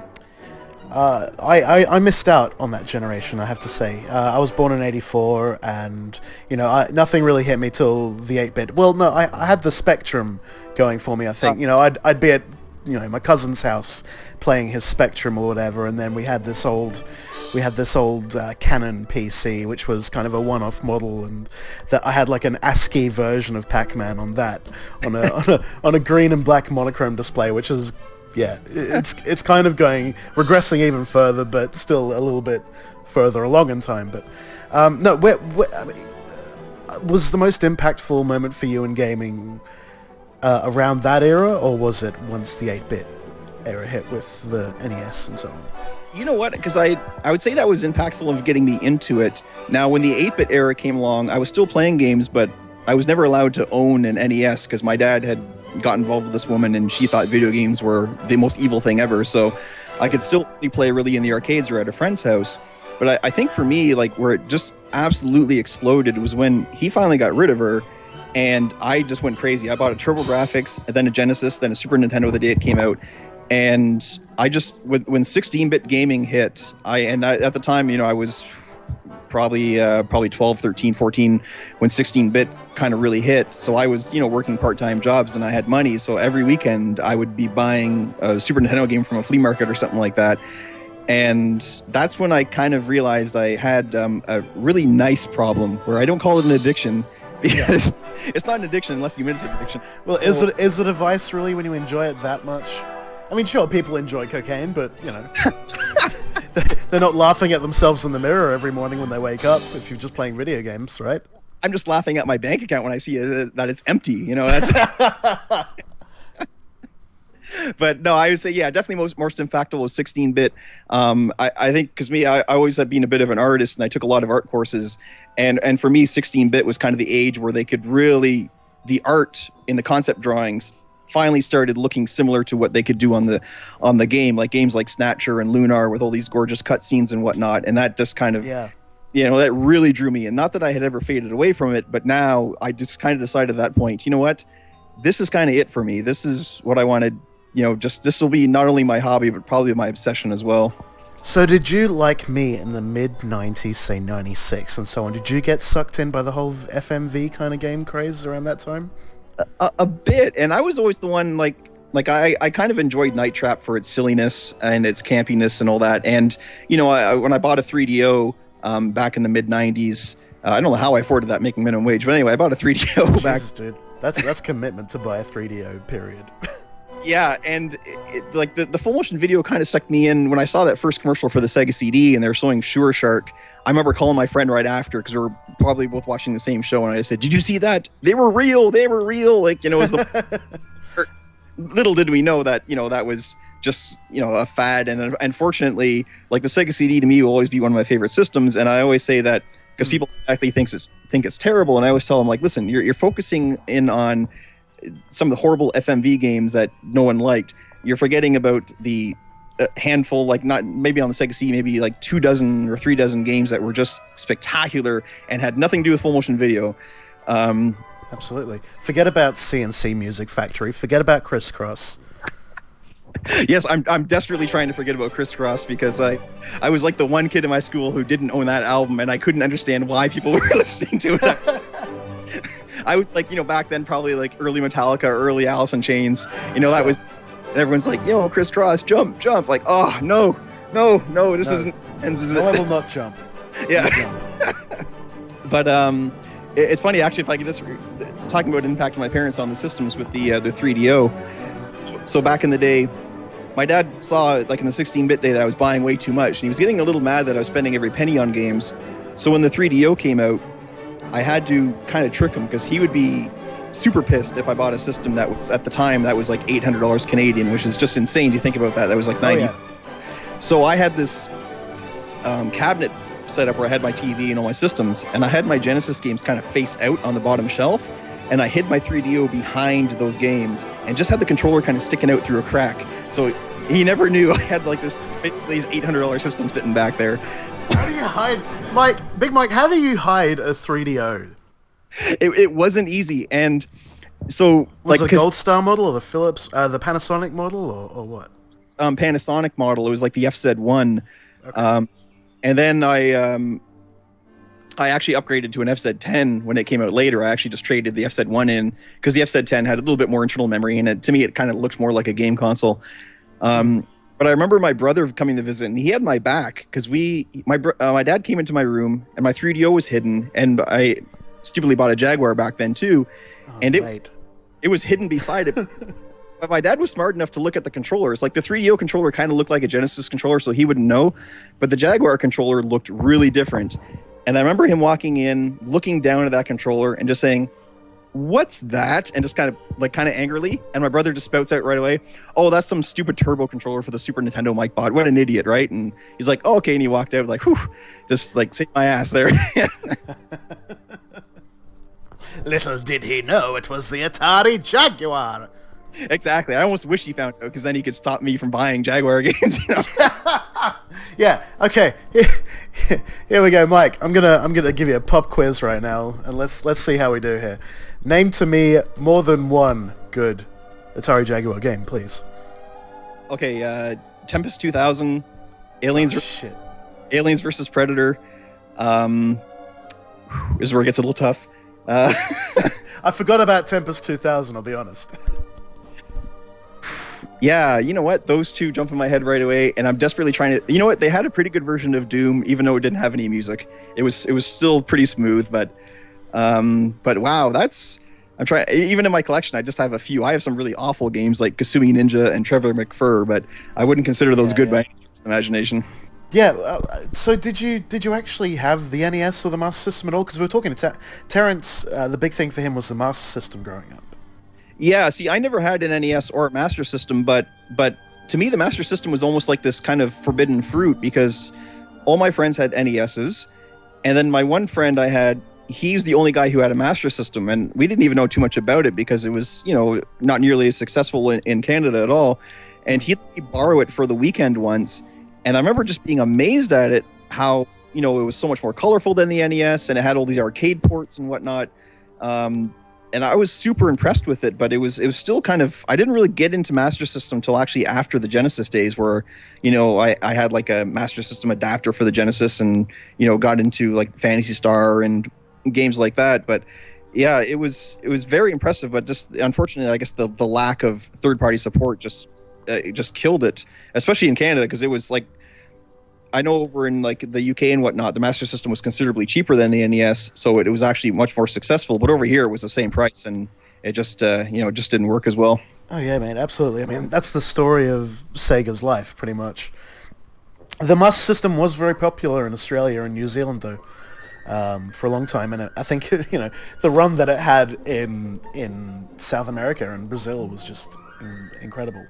Like, I see games like Street Fighter 2 coming out and Mortal Kombat 3 and even like a shoddy version of Duke Nukem. Like that just blows me away because it was such a footnote over here, yet it was so successful everywhere else. Yeah. No, it was definitely interesting. But the Master System ports for games that I've seen that were developed in the late 90s for the Master System in Brazil are just they're definitely a stretch. That's putting it very lightly. Oh yeah, for sure. It's like trying to cram something that's 5 pounds in like a 1 pound bag. It doesn't quite the ends are going to split and it's going to get kind of messy. Exactly. Yeah, you kind of have to wait for it to liquefy and mold over. So where are we at? We're around 32-bit. What? Let's try and skip ahead a bit. What is your favorite retro console? And I guess that's including everything up to and including the Dreamcast. That's what we consider retro now, right? In 2012. Yeah, exactly. I think the rule is if it's 10 years old or older, 10 years or older, it automatically could be classified as retro. But for me, I love the Dreamcast to death. But if I gun to my head, I'd still say Super Nintendo. That to me is just like, because I was really into role-playing games and still am, but especially back then. And the fact that it was kind of a foreign thing, you could plug in a game and play it for 30 hours and it's constantly different all the way through. It's that, and I would always been a fan of Japanese art and Japanese culture. And back then, not a lot of people really even knew about it, or most of them didn't even know most of their games are coming from Japan. They all thought they were still made in America or whatever. Yeah. And games like Final Fantasy IV and Shadowrun and stuff like that I was just so addicted to those. It was so I would definitely say Super Nintendo for sure. Absolutely. I mean, you a big Chrono Trigger fan? I am, and I remember working at a game store when it came out, and we had like this whole wall full of them, and people were buying it, and then they were bringing it in, like trying to trade it, and it wasn't good for business, but I was like, since I was such a gamer, I didn't want people to trade it in because I wanted them to keep it and keep on playing it. But I finished it, and I said, okay, well, how many endings did you see? And they just gave me this bizarre look, like, it has more than one ending? I'm like, it's got several, so take it back and play it again. So I'm sure somebody killed me. He's like, you could have sold that for $60 used, but I was just like, it's always affected me. I'm still a gamer at heart that I always want to make sure people are just like, the big thing we always do on Chargeback Forward is I always tell people, like, just never rob yourself of a gaming experience. Like, no matter if the critics trash it, who cares what they say? Just play it, because who knows, you might love it. I want people to expose themselves to as many games as possible, because this hobby of ours has just an endless breadth of things out there to enjoy. Absolutely. I mean, that's a niche that we hopefully try and fill with Gaming Cult Podcast as well. I mean, we talk about all the up-to-date stuff, but then we talk about games like Heartful Boyfriend, which is a Japanese dating sim where you where it's set in a post-apocalyptic world where all the humans have died out and birds have taken over, and you are the last surviving human woman, and you have to go. I didn't know that existed. That's awesome. And I gotta look that up. You play a female protagonist, and you have to go around dating male birds, and you have to go to a place called St. Pigeon Nation, I think, is the high school, the boarding school. Oh, that's fantastic. Yeah.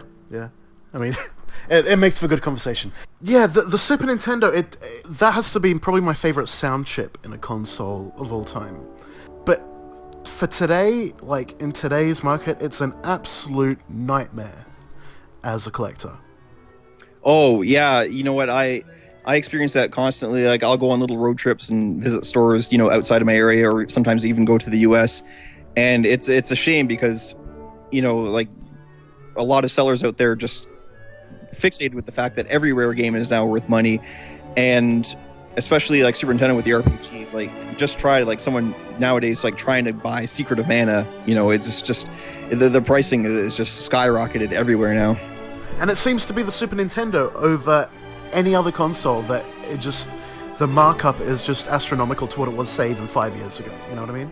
Yeah, for sure. It's almost like it's a double-edged sword, where people are always like yourselves and us and other people are trying to get the word out there about retro games and getting people to enjoy it, especially like the younger people who maybe like, say, PlayStation was their first system even, and they never experienced the 16-bit days. But yeah, the downside of that is now the greed from the resellers are just like, oh yeah, like these, we know why these are popular, and just trying to get as much. I know it's business, but it's disappointing as well. But that and people thinking that something is old, therefore valuable. Yeah, it's I walked into a store in Toronto once, and I was so disappointed because I found them online, and they had this beautiful picture of this cabinet full of games. And I'm like, oh, this is perfect. This is my spot. So I drive there, and I get in there, and the pricing is so crazy. Like, they had like just a turbo chip of China Warrior, which is a very weak turbo game, and especially the chip. The weakest game, but the biggest sprites. Yeah, exactly. And it didn't even have the box or jewel case. It was just the chip sitting there, and they wanted $39.99 for it. I was just like, oh, you're kidding me. And I looked at a few other games, and she was pulling them up, and they all had this ridiculously high pricing. And it came to the point where I didn't care that it took me half an hour to drive to the store. I was in there for 5 minutes. I'm just like, you know what? It's like when you find a hair in your food. I've just completely lost my appetite, and I just turned around and walked out. Yeah. It's a really shame. That's why I like, we get involved with some Facebook groups and whatnot, where it's these guys, guys like you and me who just collect because they want to play, and they don't care that the game's worth $150 or whatever. They just want it. And sometimes we'll trade back and forth and sell games ourselves to each other at a much more, reasonable. If the game's worth 100, maybe we'll sell it to a friend for 50 or something like that, just to kind of ease back on the greed. Of course. And being a collector, you want something in its original box because you appreciate the aesthetic, you appreciate like the original artwork if it happens to be good, or maybe even if it happens to be really bad, like the original US releases of the Mega Man games on the NES. Yeah, exactly. And Phalnix on Super Nintendo with the old man playing the banjo, and then with the good covers too. And I always, because a lot of people mentioned with my collection, they're like, oh, you don't have any cartridge only stuff or anything like that. And I'm like, no. I said, because here's why. For me, and it comes to the point where it becomes maybe a bit more than a hobby, it becomes a bit more of an obsession. I said, to me, gaming is not just like the data that's on the disc or the cartridge. It's kind of everything, and like the art, like I said, the packaging, the whole aesthetic, and the culture. And most of the times, if it comes from Japan or something more foreign to North America. So to me, especially with Mega Man, like you're right, just having that horrible art sometimes is just absolutely worth it. Oh yeah, dude, it's centerpiece worthy. Are you kidding? The artwork for the first Mega Man game is beautiful. It's beautiful. I'm glad Capcom has a sense of humor about it too. When they included in Tekken Cross Street Fighter, they put the box North American box art Mega Man as a selectable character. So yes, was that maybe a shining grace for that game? I think it was. Actually, I think I love it when companies can look back and kind of laugh at their history and say, yeah, you know what, that was horrible, but listen, that's just the decisions that were made. I always found it curious with North American versions of Japanese games why they would pay a different artist when they've already got the rights to the art in Japan. And usually when an artist makes a cover for a game, they make 3 different covers or 4 different covers, and they just kind of select. So there's different arts to pick from, but a lot of these companies, and Capcom's some of the most guilty, especially for the early days, let's just take a different artist, and not even someone who can draw. Let's just get it on the shelf. And it was maybe they were doing it on purpose to get attention. I don't know, but and then you get Space Banjos. Oh yeah, exactly. Like, what does that cover have? Like, is it an old man telling the story of when he used to pilot the Phalnix? It's a fucking shoot 'em up, right? Exactly. And the ship is in the corner of the box, kind of flying off in the distance, and that's it. I can't remember. Is there a hound dog on that cover too? I should look. I've got it in my. There my, is. Yeah. I don't even have that game on.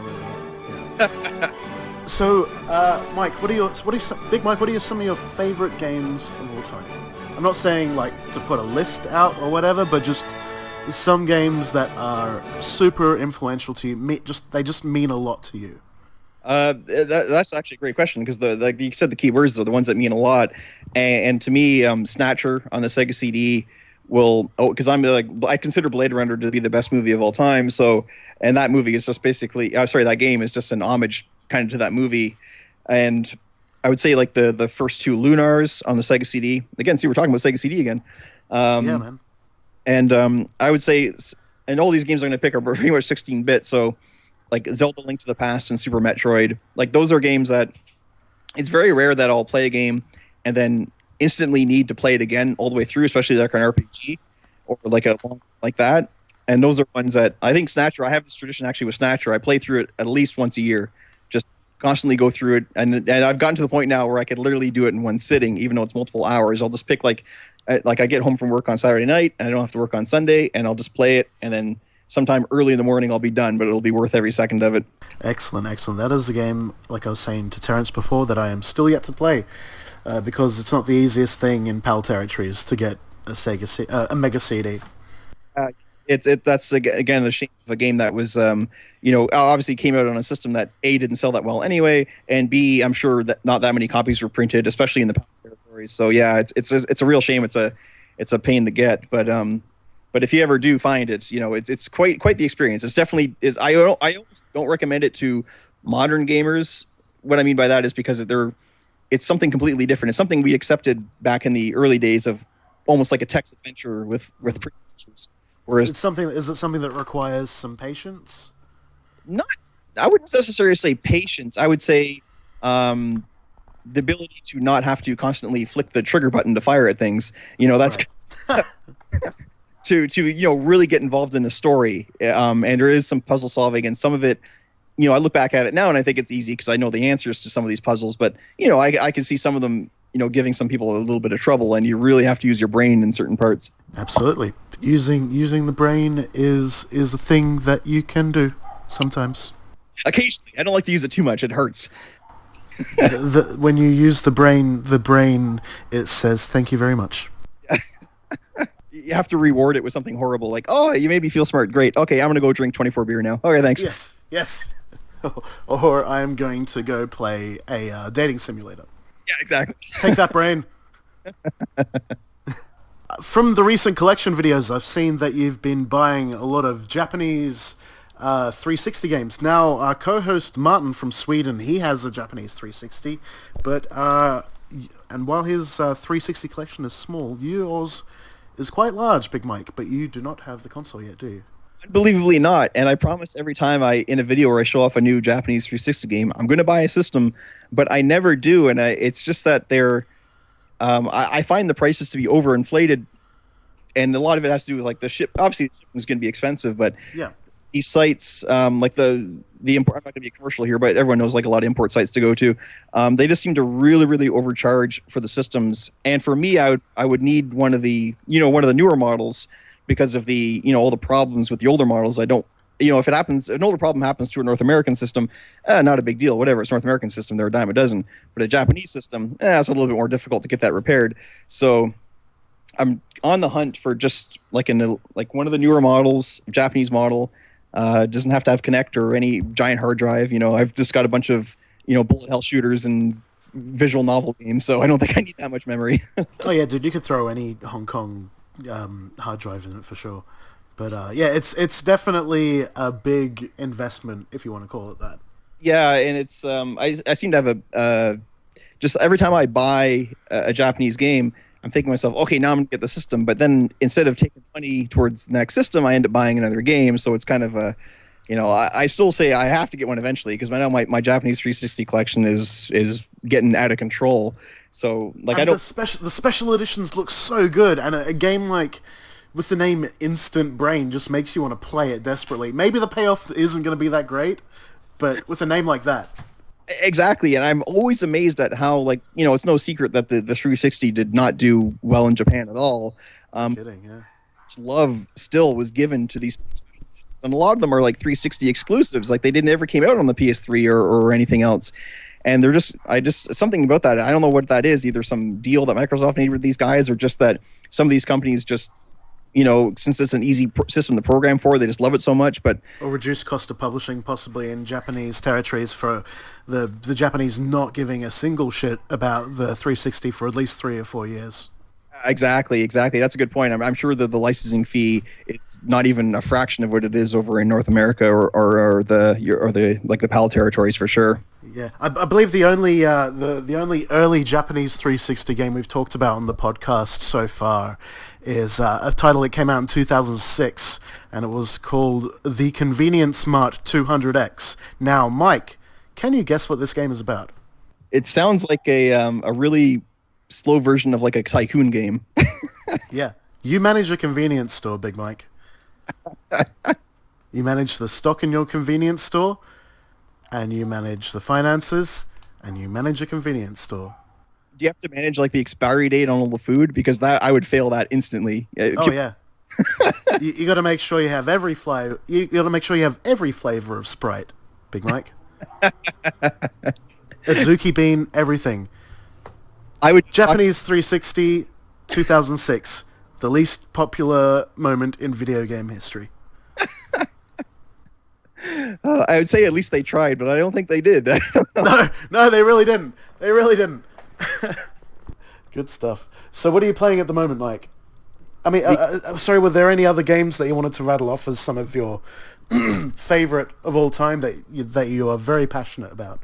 Well, I think one I just briefly mentioned, but I'll get back into is Shadowrun on the Super Nintendo, which is I never been involved in any of the Shadowrun stuff. I knew it was like a tabletop game like Dungeons and Dragons, but when this game came out, because it played a lot like a PC game almost, with like the targeting and almost like it should be targeted with a mouse, and that was like kind of foreign to me because I'd never had a PC growing up. Like that was always like kind of like my friends' things, having a PC. So this was almost like a PC RPG put on a console, and the music was just, and the Blade Runner influences and all that kind of really, really jived with me, and it's still something I pop in every once in a while, just because I always remember it being the one Super Nintendo game where you could kill innocent people and get away with it. They'd just be like people sitting on a park bench reading a newspaper, and you could shoot them with no consequences. So, but right now, actually, is I gave in and got Halo 4, so that one I've just started playing, and it's odd, people asking me about the multiplayer, and this is like seems so ungamer like for me to say, but I actually really don't even play the multiplayer in any of these games. And the reason for that is I'm sick of getting my ass handed to me by 12-year-olds. I can't take it when I'm just getting like I step out into the arena and I'm instantly dead, and I hear the voice in the speaker in my ear, and I'm like, wait a minute, how old are you? This is a mature game. You hear a fetus call you a faggot, basically. Exactly. And listen, I'm not saying I'm bad at the games, because like I can get through the single player campaign no problems, and I love it. I love the storyline, and the Halo 4 just looks gorgeous. Like the graphics are something I didn't think would be possible this generation. But I have a friend of mine who's literally played nothing but Battlefield 3 for a year straight, and I've watched him play, and he's really, really good at it, and he's always trying to get me to go online with them. I'm just like, listen, if we go online, I'm hiding behind your back constantly, and you can just take out guys for me, and I'll feel a bit better about myself. That's all. Yeah. Yeah. I'd say that's where I am about to. But I've got Halo 4 just recently. I've been playing that too. I'm enjoying it. But the fun with Halo 4 multiplayer is getting a group of friends together, and not giving a fuck and just having fun, and maybe once in a while you do a bit of a kamikaze attack. Whatever. You get in a wall hog and you drive off a cliff. See, that would be great. Yeah, if I could get like a bunch of people who just want to have, that's awesome. But unfortunately, like my few friends that play it are like super competitive. Oh, dude, you're gonna have to get down with the gaming cult. You're gonna have to play with us.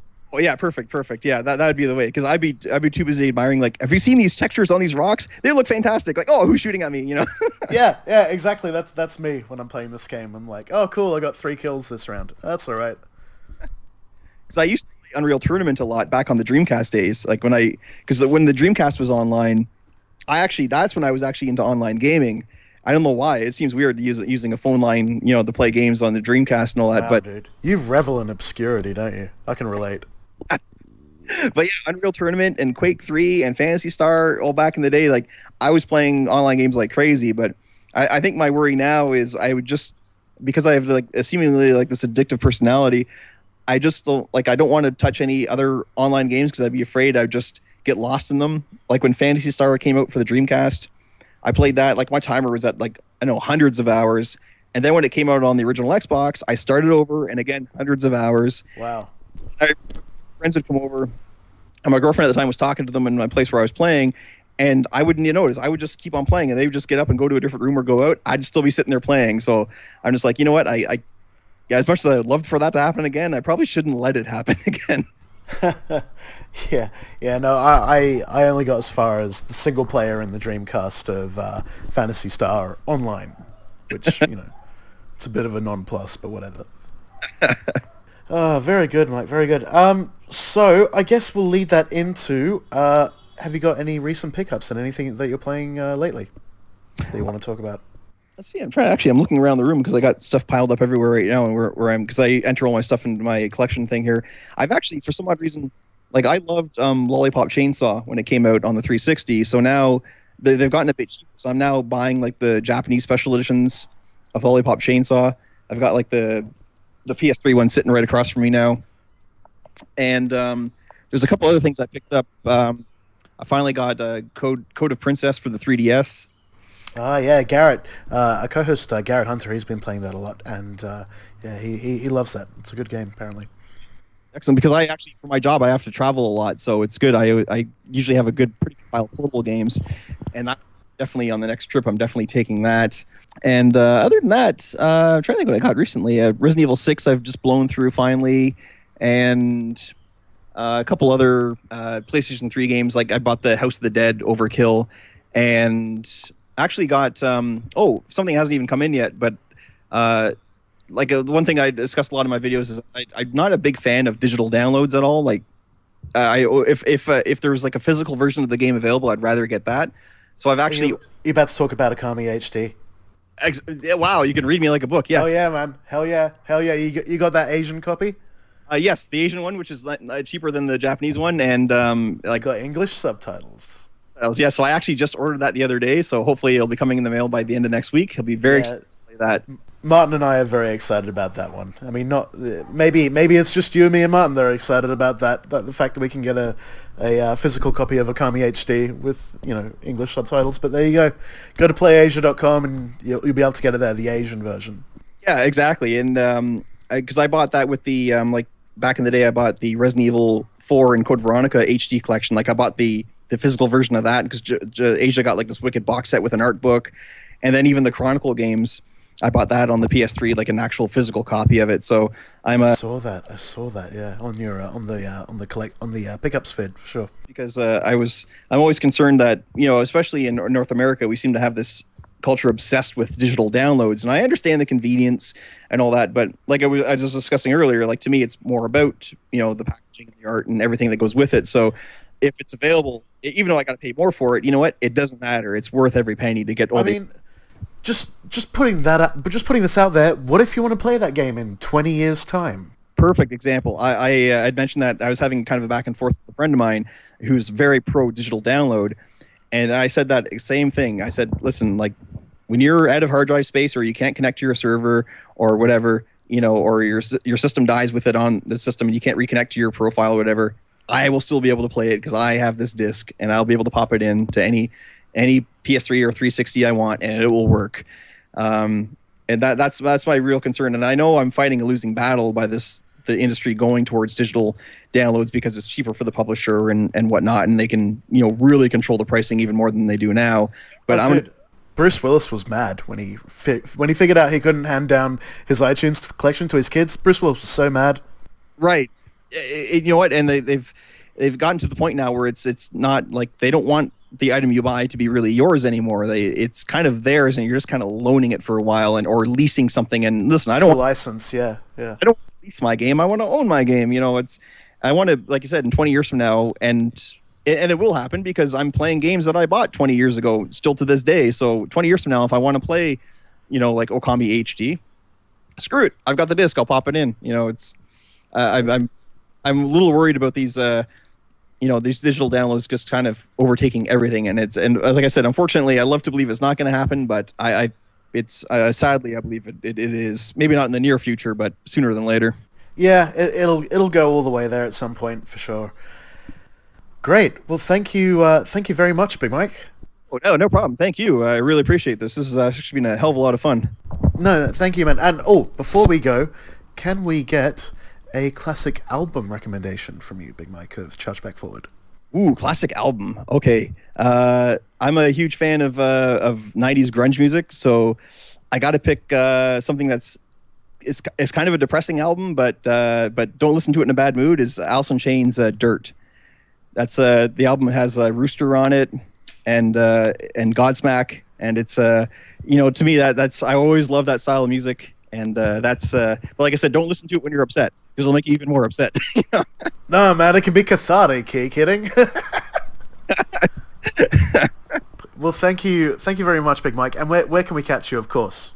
Definitely Chargeback Forward. Check us out on our YouTube page. We've got a Facebook page, Twitter, Instagram, the whole. We're doing all the social network crap. And by the way, and you can even, if you want, you can stalk me on my personal Facebook page. I don't care. I've got nothing to hide. It's just silly pictures of me eating a lot of cookies. So no problem there. Hell yeah, man. Hell yeah. Do it. Eat those cookies. I bought a giant dish of Danish butter cookies here, and in one night the thing's almost empty. So there we go. That's what I'm all about right now. Hey, ain't no shame in your game, Big Mike. Well, now we head back to regularly scheduled programming. Big Mike, do you have any little message that you'd like to give to Terrence Kelsey right now? Yes. I think the show would be much better if it was just me, but I'll let you tag along for a little bit longer. That's okay. And there we go.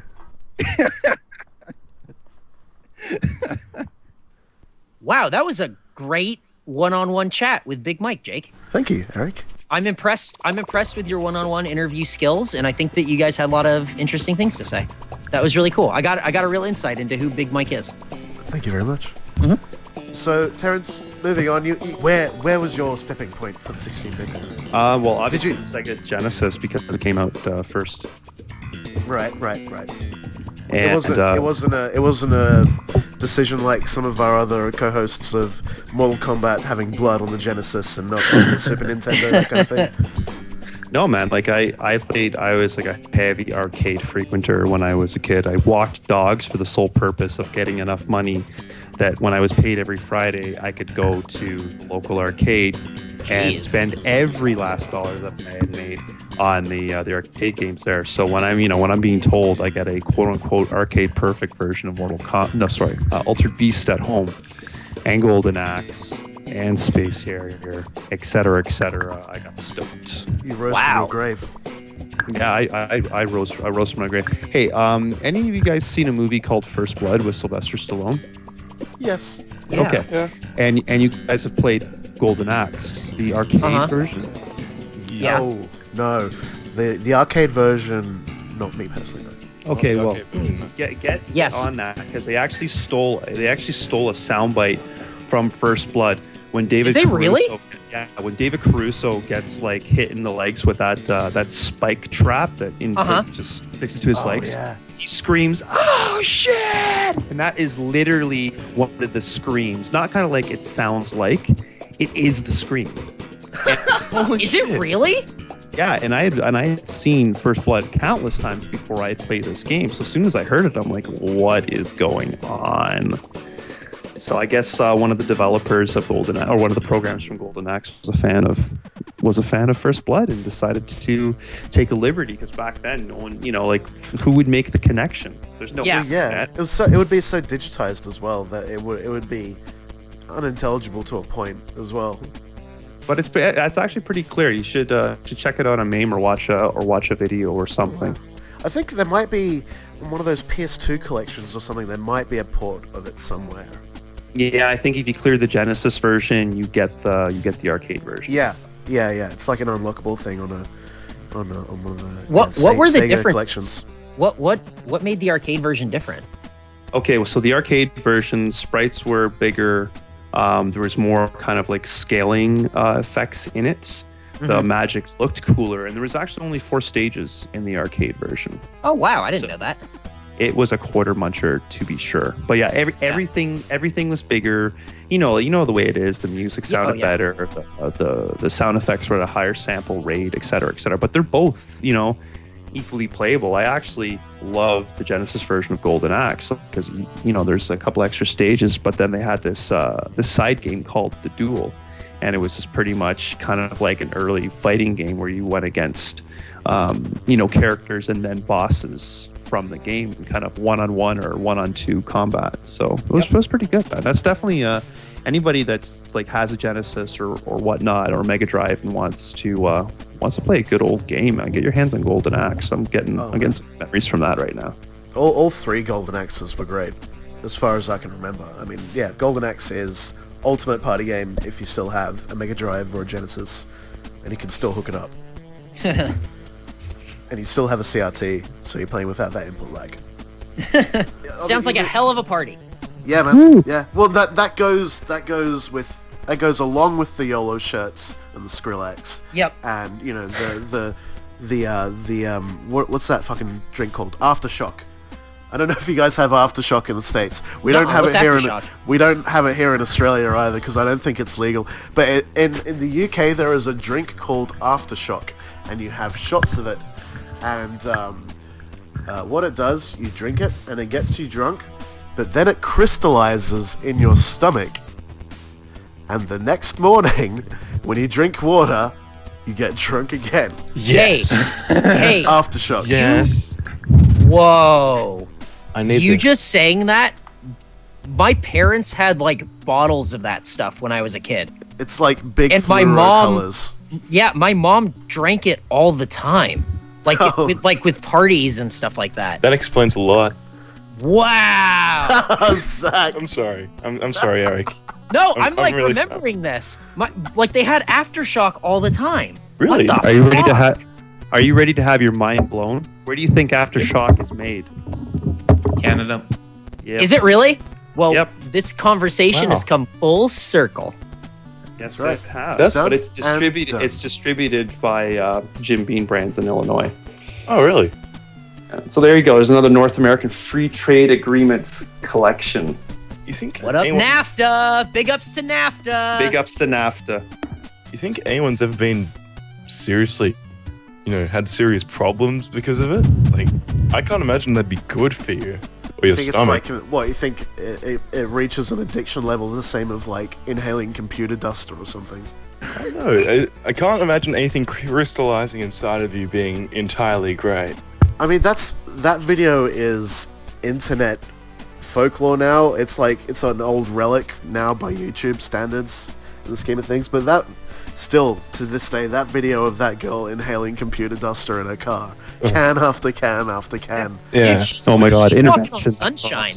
Walking on sunshine for 8 seconds. She's pretty much the high laughs, or like long as it takes to get the next can to huff. What's in it? Drugs are like bad, kids. amyl Don't do it. nitrate or something? Don't do drugs. Don't do drugs, kids. Especially fucking drugs that last for 10 seconds and rot your brain like fucking nitrous and computer duster and whatever else. Oh, yes. When I was in high school, I used to have a bunch of mates that used to do that kind of thing. But down here, down under, they're called nangs. Nangs! Nangs. Nangs or whippets or whatever. Yeah. Nangs. Nangs. What the fuck? And just trying to marginalize any horrible activity you're doing with a stupid name, basically. Yeah. That's the Australian way. They used to come to class and just be like purple in the face. Be like, what are you okay? It's like, okay, I'll leave you be. Don't do drugs, kids. But you can if you want. I'm not going to stop you. So, Terrence, we're talking about those video games. Yeah, video games. You like them. They're okay. They're you say okay. video games, I like them. They're not so bad. They're not so bad. I'm not gonna put other things in my life aside to focus on them, but they are a very nice distraction. You say, hey, I play video game once in a while. Whatever. I'm sick to work to play video games. Which video game, awesome. Eric? Do you want me to give you like a cool answer or like a real answer? A real answer. Cool answer. Give us the imaginary cool answer, Eric. Go. 3, 2, 1. The cool answer. What was it? What did I tell people at the time? It was some fucking shitty popular game, whatever. But like the real answer was for me to stay home and play WWE SmackDown versus Raw like 2009 or some shit. Like, that's the thing. Hell That yeah. could be cool in some circles. Hell yeah. Eric, hell yeah. No. If you're like 11, it's cool. Yeah, I was like 19. Fair enough. I did that in high school once. It was the game I was playing was Snatcher. There you go. Oh man. Surprise, surprise. Talk to us about Snatcher. I think have you played Snatcher, Eric? I don't think so. No, Martin, have you? You might be the only person that might have played Snatcher here. Have you played it? I have not actually, but I've heard of the game and I've seen video footage of it. We need to hear about Snatcher. Please, Terrence, tell us about Snatcher. First and foremost, you guys need to get on playing Snatcher. It's awesome. Snatcher is was a game made by Hideo Kojima, which we know from some game series called Metal Gear Solid. I don't know if you heard of it. That's why I know that game, Snatcher. Okay. And it's kind of funny because if you want to actually play it in English, legit, the only version you're going to be able to play is the Sega CD/Mega CD version. All other versions are in Japanese, and there are a fuck ton of versions. It's been released on the MSX2, the PC-8801, the Super CD, which is the Turbo CD thing, Sega CD, Sega PlayStation, PC Engine. Yep, PC Engine CD 2. No, Super CD 2. Yeah. There are literally different levels of that, and it's an absolute mindfuck, which is why you get the PC Engine Duo and just be done with it so you can play everything. No, but here's the funny part though. The Sega CD is the best version. So all these different versions, the Sega CD one is the best in terms of there's only few things that are censored from it, but in terms of content, it's the most complete one. Wow. And it's a loving ripoff of Blade Runner, flat out. But since it's Kojima, and Kojima is an absolute fucking pervert. Yeah. There's questionable interactions with the female characters in it. Nothing compared to the travesty that is Police Knots. Good game, but like I was actually offended by, and for me to be offended by just how stupid some of the interactions with women were in that game is like, have you ever talked to someone before in your life? I don't think so. I have them on like pillows and shit, like life-size pillows. Does that count? Life-size pillows counts. No, but Snatcher was a really cool game because like when it came out on the PC-8801, which is the first version, and then the MSX2 that came out a couple weeks later at the end of '88, the game was actually incomplete at that time. It's broken into acts, and it only had like the first 2 acts. I think it's in 3 acts. Really? So yeah, so I can't remember if it was the PC Engine version or the Sega CD version. One of those two. Well, obviously Sega CD version, but there was a Saturn version as well, wasn't there? There was a Saturn version, but it was pretty much the same as the PlayStation versions, which were actually like diluted and censored even more. They're not even like, if you're a collector and like Big Mike, where you have to have every version, get them, but like they're not the version to actually play. But it's just like a good story, really good music, memorable characters. It's fun playing something that's, it's kind of like how musicians will, for money, rip off other more popular songs, so they avoid copyright shit. That's pretty much what Snatcher was. Right. And, Snatcher mixed with a bit of like Terminator, mixed with a bit of, like the Invasion of the Body Snatchers is kind of where it got its name from, I'm sure. But definitely a fun game. One of the best games on Sega CD, like for sure. And what kind of game is it? What genre would it fit into? Oh, it's like a what do you call it? It's like a text-based adventure, but with visuals. So it's kind of like kind of, but not like there's not like a movie rolling. You know how they did animation sequences on Sega CD back in the day, so it was like that. But you'd walk, you'd select to walk somewhere, then you can look at stuff, talk to people, make decisions where you go, etc., etc. Mm-hmm. So it's at times it's kind of a pedestrian experience, but they make it. There's action sequences where you have to shoot various things. It's not like a groundbreaking game now. Like you look back at it and it's quaint, but it's a fun game, and it's just it's a game I actually enjoy going back every couple of years and revisiting for a bit. So highly recommended. And if you can get your hands on a fan translation of Policenauts on the PlayStation, that's also really good too. I really would like to play that game, yeah. It's a little heavy on the misogynism though, which is kind of like it wears on you pretty quick. Perfect. Whatever. We've done Galgun reviews on this podcast. All's fair in love and war and video games. But yeah, Snatcher. That is a game that I have wanted to play since I first heard of it a good 12 years ago, and it's just, I don't know, it never came out in PAL territories. Or did it? No, it did. It did. The Mega CD version. It did, but it's very, very hard to find. Much harder to find than the US version, and just the task of getting a PAL a PAL Mega CD, and Mega Drive 2 and everything, and it's a big chore for all that to play everything. End up playing everything at the end of the day in 50 hertz. Okay, here's what you got to do.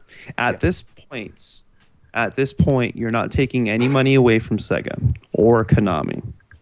They refuse to re-release this game in any way, and they've only released it on the Sega CD format, for English-speaking territories. So seriously, at this point, download it and play it on an emulator, because they're clearly not going to be. Give me 1 second.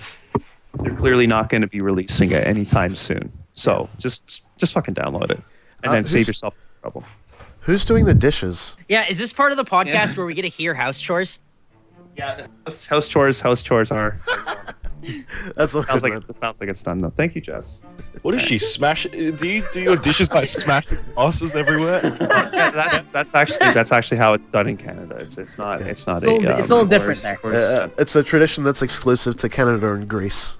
Yes. Opa! Smash. Yeah. Yasu and Efkalisto to all Greek listeners. Yeah, both of you. We do have Greek listeners. It's true. I hope your country improves soon, politically and economically. Yeah, Greece. How's your finances? USA. USA.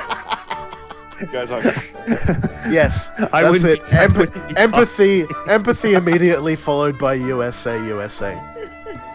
I could just imagine Terrence walking, going off to the coffee shop in the morning to grab a coffee and just throwing the glass on the ground immediately.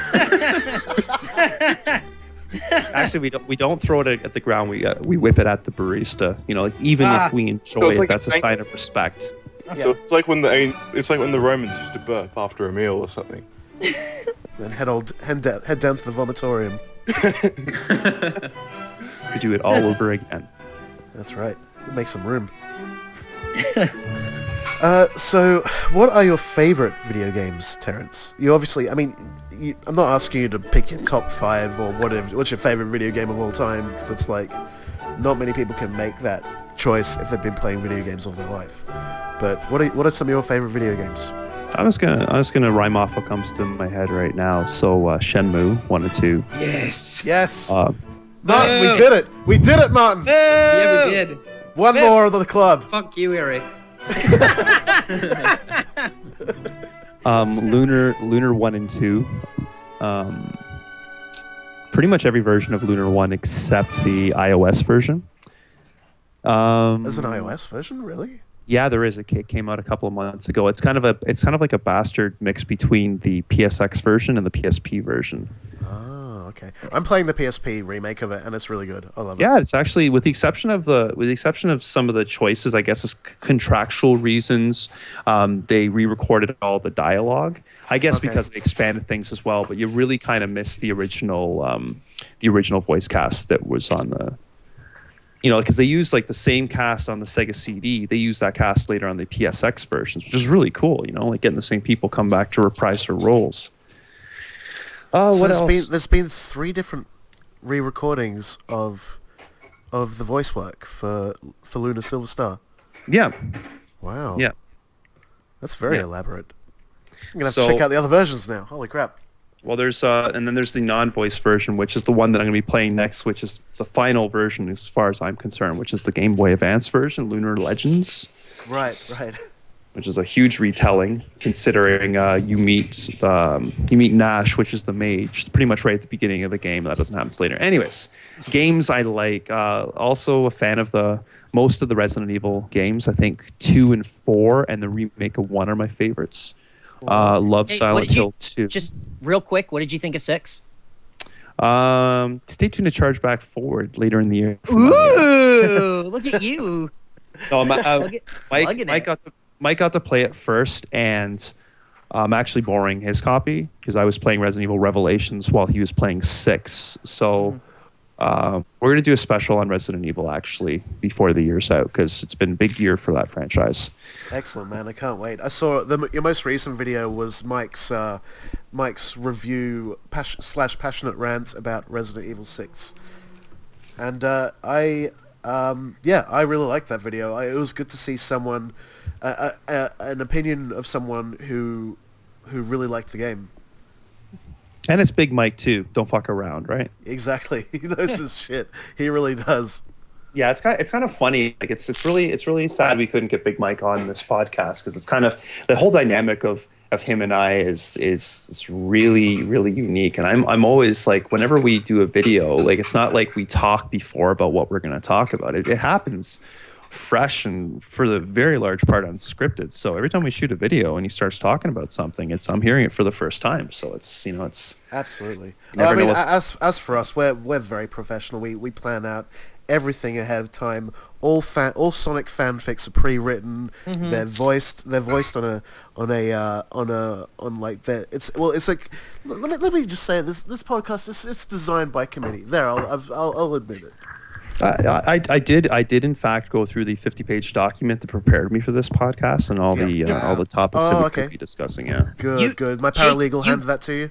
Did you sign it because our higher ups might be whittled it down to 50 pages? Wow. It's impressive. And before we get off of my favorite games, we gotta put a mention in there for Catherine as well, and Mortal Kombat 2. Hell yeah! Wait, how's it 50 pages? I thought we included War and Peace, and they had to read through that as well. Because we want education. Just because. Yeah, just because. Well, the whole idea of a contractual obligation is it's a give and take process, and my paralegals and Terrence's paralegals, it was let's just say it was a bit of a battleground state. We got away with it because I had watched a mini series on War and Peace, so we kind of just decided to like a lifetime documentary kind of thing. Exactly. Yeah.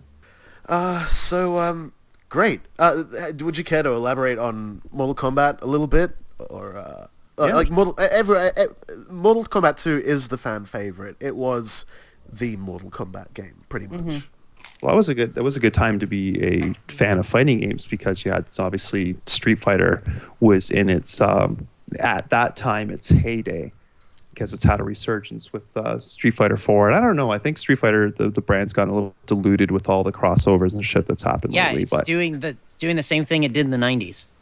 Yeah, but Street Fighter, awesome game. No, but with Mortal Kombat, though, I really enjoyed it because it was such an improvement over the first game. And just, it was such a unique fighting system with, obviously being a teenager and the fatalities and all that shit was fun and dandy. But we actually liked friendships more, and we came up with ideas. Like my friends and I would come up with ideas with different friendships, or or when things got out of hand in Mortal Kombat 3, with Animality, we came up with Totality, where basically after you're defeated, your opponent would come up to you and just kind of kick your toes or stomp on your toes.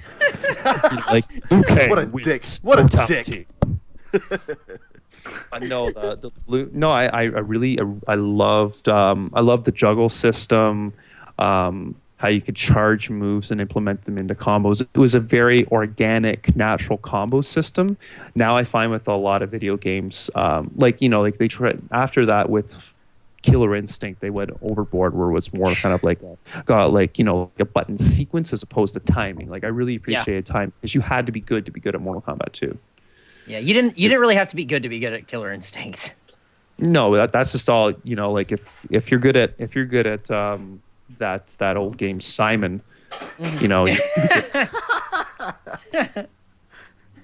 No, that being said, Killer Instinct had some legit music. That's probably the thing I remember the most of Killer Instinct. The music was fucking awesome, to the point that I have a friend that back in high school, he DJ'd one of our dances, and he threw in some crazy music, and he pretty much played all like the jungle beat tracks from Killer Instinct at the school dance. It was insane. Holy shit. Fuck, it was so hype. Like, shit got real. Yeah, man. Shit got real, and the party closed early. All because of that ultra combo. Yeah, ultra combo. I like beating up Saberwolf because it sounded like you were beating up a dog, and it was like, how did you get these sound effects, guys who made this game? Jesus. And my favorite thing about that game was that you saw a advertisement for the Ultra 64. Yeah. Oh my god. Hey, they did the same thing in Cruising USA as well. That's true. Yeah, absolutely. I think it should have been. You know, it's kind of funny when that whole Ultra 64 thing came out. At the time, like Ultra and Ultra Combo and putting a number beside shit, like at least in Canada, I'm sure it happened in the States, got out of hand. Like when it came to the point where you can go into a burger place and get an Ultra Combo, but it had nothing to do with Killer Instinct, you know they went too far. Exactly. All the poutine. Sorry, you guys didn't have like full gore themed hamburgers? That sucks. Oh, how awesome would that have been? But that's just the theme of Canada. We kind of lose out from time to time. You know, it's like I lovingly make fun of Americans for their Smarties because they're rockets for us, and that our Smarties are like. Are so much better. Your Smarties are so much better than our Smarties. Which is so weird. Like you think, like why does that even happen? Like, because what is Smarties to you are called rockets to us, and I love rockets, but they're a very Halloween candy. Yes, they are. But usually we're the ones missing out on shit. Like where I work, there's a lady that goes to the States a lot, and like she hits like a Walmart for snacks on the way back, and the stuff that she brings back is it's off the hook. It's unbelievable, and none of this shit we have in Canada, which is yeah, like popcorn covered with like nuts and chocolate and shit. Like, fuck yeah. I don't even know what the fuck that's called, but it's whatever, bro. Or like, what is it? I'm being told copyright infringements. Oh shit. Okay. But like stuff like that, or the different flavors of Coke, or like we got this new machine in movie theaters and Hero Burgers now, where it's like there's over 100 combinations of what we call pop. Remix? Yeah, you got those Coke remix machines. Those are pretty cool. What? Yeah, you should try vanilla root beer. You won't be disappointed. Those things are bizarre. I've only seen I think Sean from X64 posted a video on his personal channel about one of those things. When we went to Five Guys, like before you could find those things everywhere, they had one at Five Guys, and so Sean got really excited. Wow. Yeah, that thing looks cool. Yeah. Vanilla root beer, bro. Grape Sprite, Zach. What? Grape Sprite. Yep. The possibilities are endless with that machine. That's insane. I'm jealous. In Australia, we get nothing like that. Yeah. Yeah, it's because America rules Sweden. and Australia drools. Yeah, I can't imagine Martin's pain. Do you guys? Yeah, Martin, tell us about the limitless wonders of alcohol distribution in Sweden. Well, I really don't know what to say about it. Well, basically, we have this chain of stores that are monitored by the government that are only allowed to sell alcohol. So basically, you can't go into a store and buy a beer that's has a greater value of alcohol than, what is it, like 3.5, I think? Yeah, like 3 or 3.5, yeah. Yep. What? Yep. You can only buy anything over 3.5% alcohol at these government approved stores. What are the name for them, Mom? Systembolaget. Oh, does that loosely translate to bullshit communism store? Yeah. No, but there's also so a it's positive like an thing. alcohol pharmacy. Pretty much, Yeah. yes. It is. When I was in Stockholm, that's exactly what it looked like. That's it had fucking absurd. the color scheme, that green and white or yellow color scheme. It looks like a fucking pharmacy for alcohol. Oh god. There's actually There's actually something positive coming out of all this. Basically, if you go in there and ask specifically for like a beer, let's say you were in Thailand like 2006 and you drank a certain beer there, you can go into a Systembolaget and ask for that specific beer, and they have to get you that beer. Really? Yeah. Wow. Yep.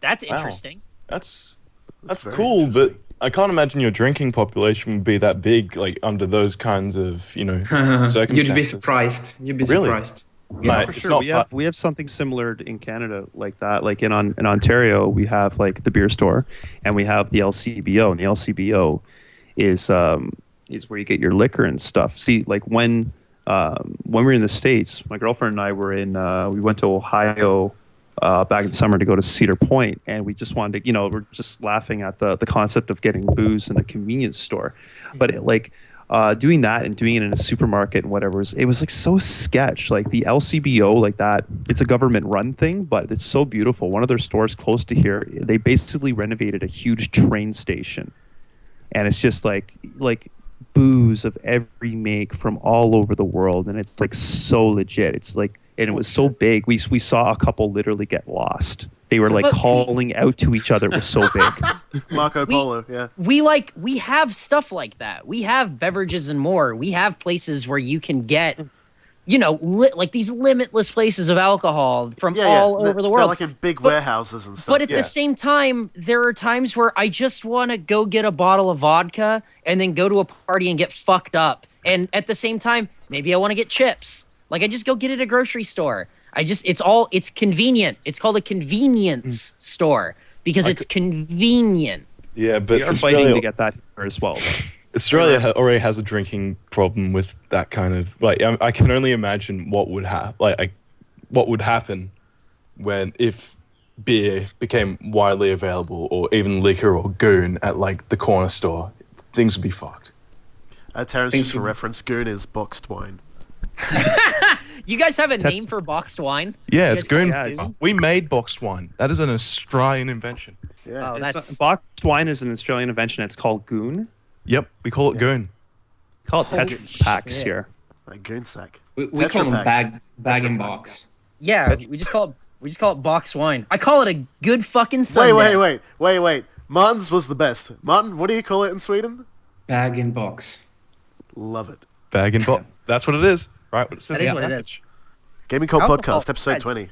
You guys, other countries have fucking weird ass alcohol shit. You guys are weird. How you feeling about these tangents so far, Terrence?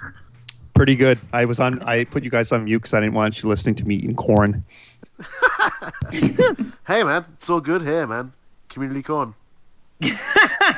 Children of No, the corn. you guys are fucked. Pure and simple.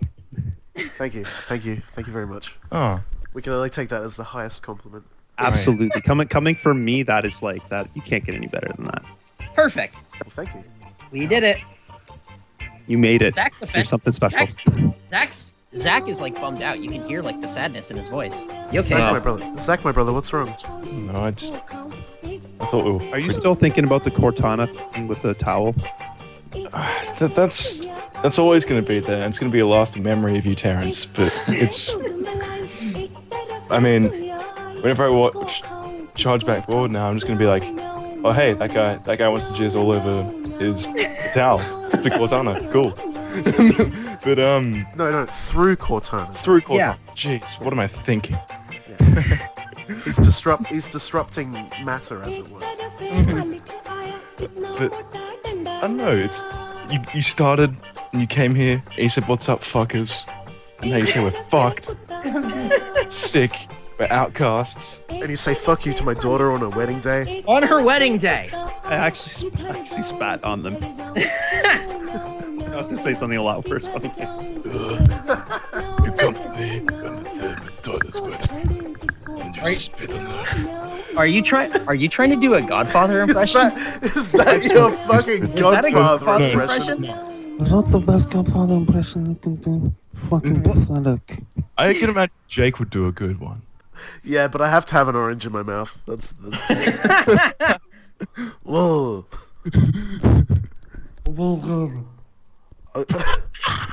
That was Martin's. Martin won. Yep. Martin wins. All right, moving on.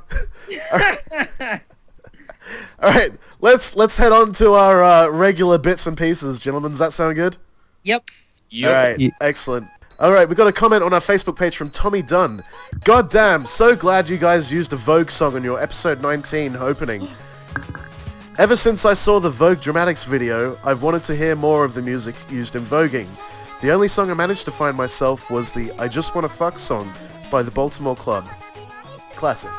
Hey. Thank you, and thank you again, Jake and Gaming Cult Podcast. I'm so glad that you just read that because it reminded me, Jake. I watched Paris is Burning.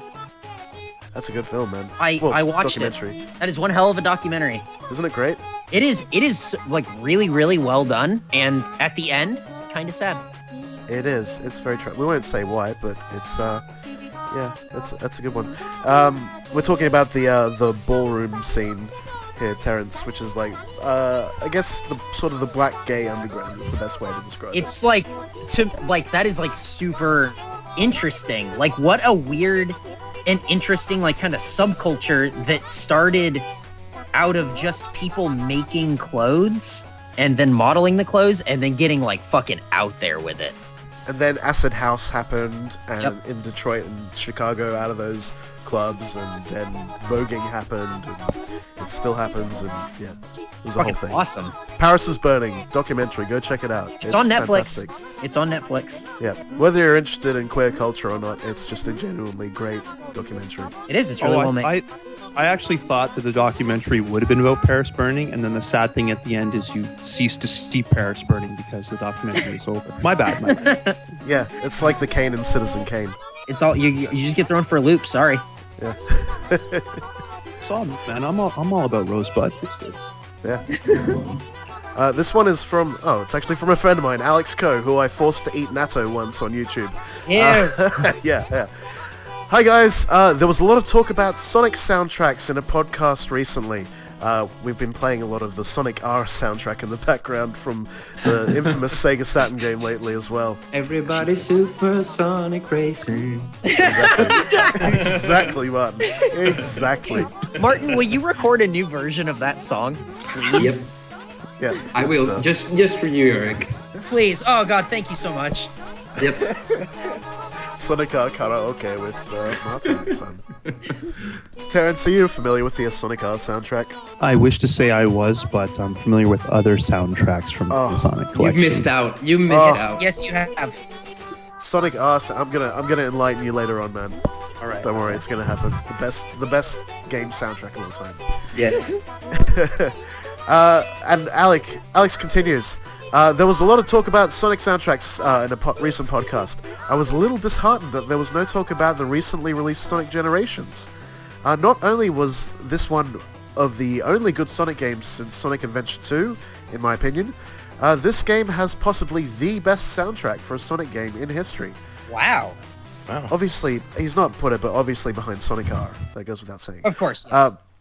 Has anyone on the panel actually played the game and have any opinions on the soundtrack? I'm jumping right in on that one. I don't even care what he has to say for the rest of it. Sonic Generations is fucking legit. It is so good. Yeah. Is it really? So good. It is so good. I can't stress how good that game is. It's the best Sonic game since Sonic CD.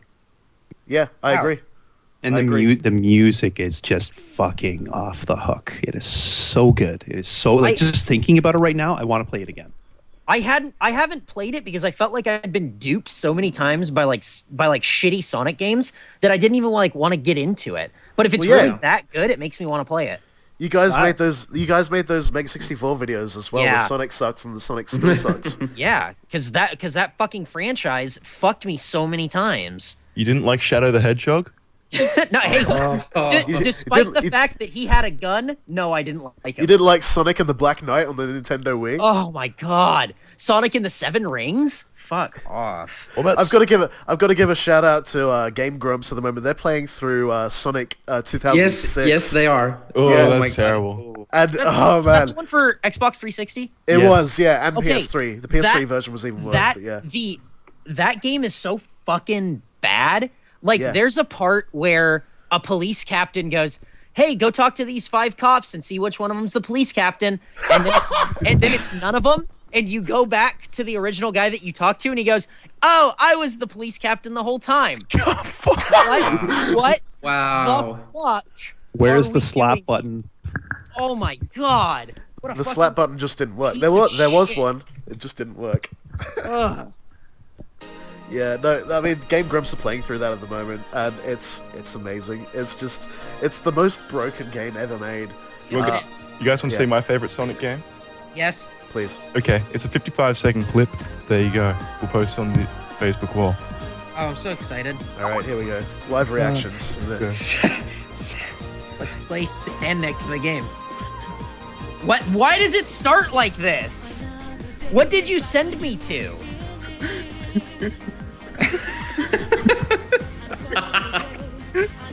What the fuck? You getting this, Terrence? I'm having a look at it right now. Make sure you get your sound on. What is happening? You gotta go I'm fast. feeling left out. I'm feeling What left the out. fuck? I thoroughly enjoyed that video. This is Why? like a fever dream.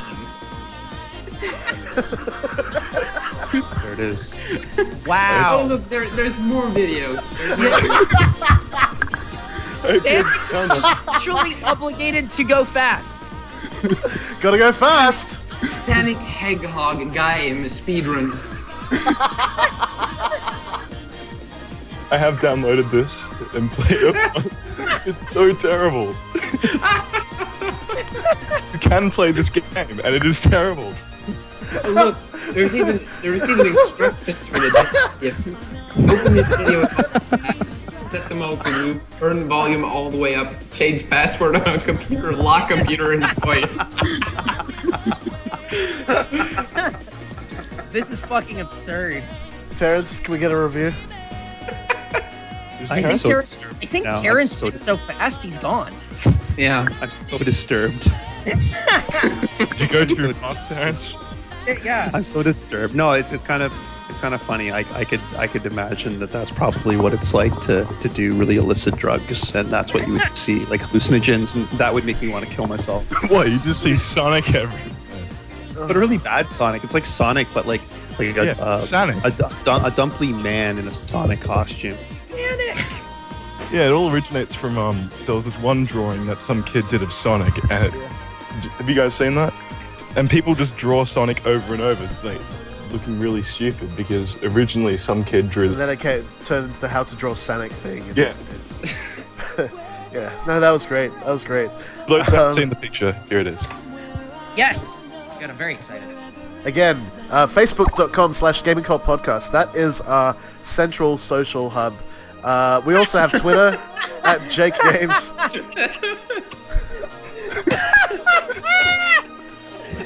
What the fuck? You guys are laughing at some kid's masterpiece, man. You should be ashamed of yourself. Clearly, a lot of work went into that. I'm pissed about it drawings in the snow.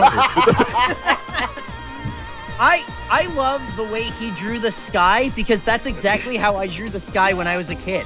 The sky is separate from the rest of the ether. Yeah. I would do the same thing. I used to draw potato people like he does as well, where like you just drew the body, you just drew the head, and you forget about the body, and you just put legs coming out of it. It's like Oh my god. I even found a video based on that picture while browsing YouTube right now. Okay. Well, we'll move on for now, but we'll put that up on the Facebook as well, folks. Go check it out. Facebook.com/gamingcultpodcast. And hey, if you'd like to write into us too, we always love to hear from you. Gamingcultpodcast@gmail.com. Tell us a story. Talk to us about video games. We'd love to hear from you. And Twitter @JakeGames. Twitter @EricBadur, which you can check out now. I got a Twitter. You loving that Twitter, Eric? I got a Twitter because I needed something to do at work. There you go. I ran out of ran out of social that? networking things. Zach, I think Zach was watching the video. I love it. Like, this is like the ugliest video. Jesus Christ.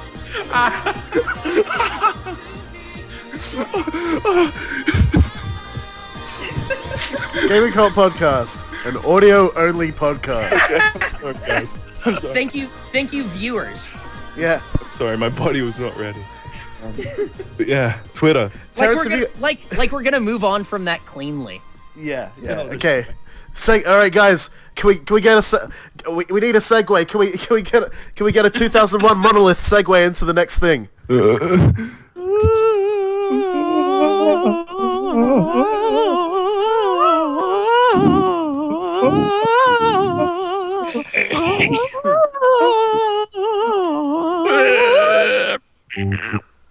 Was that good?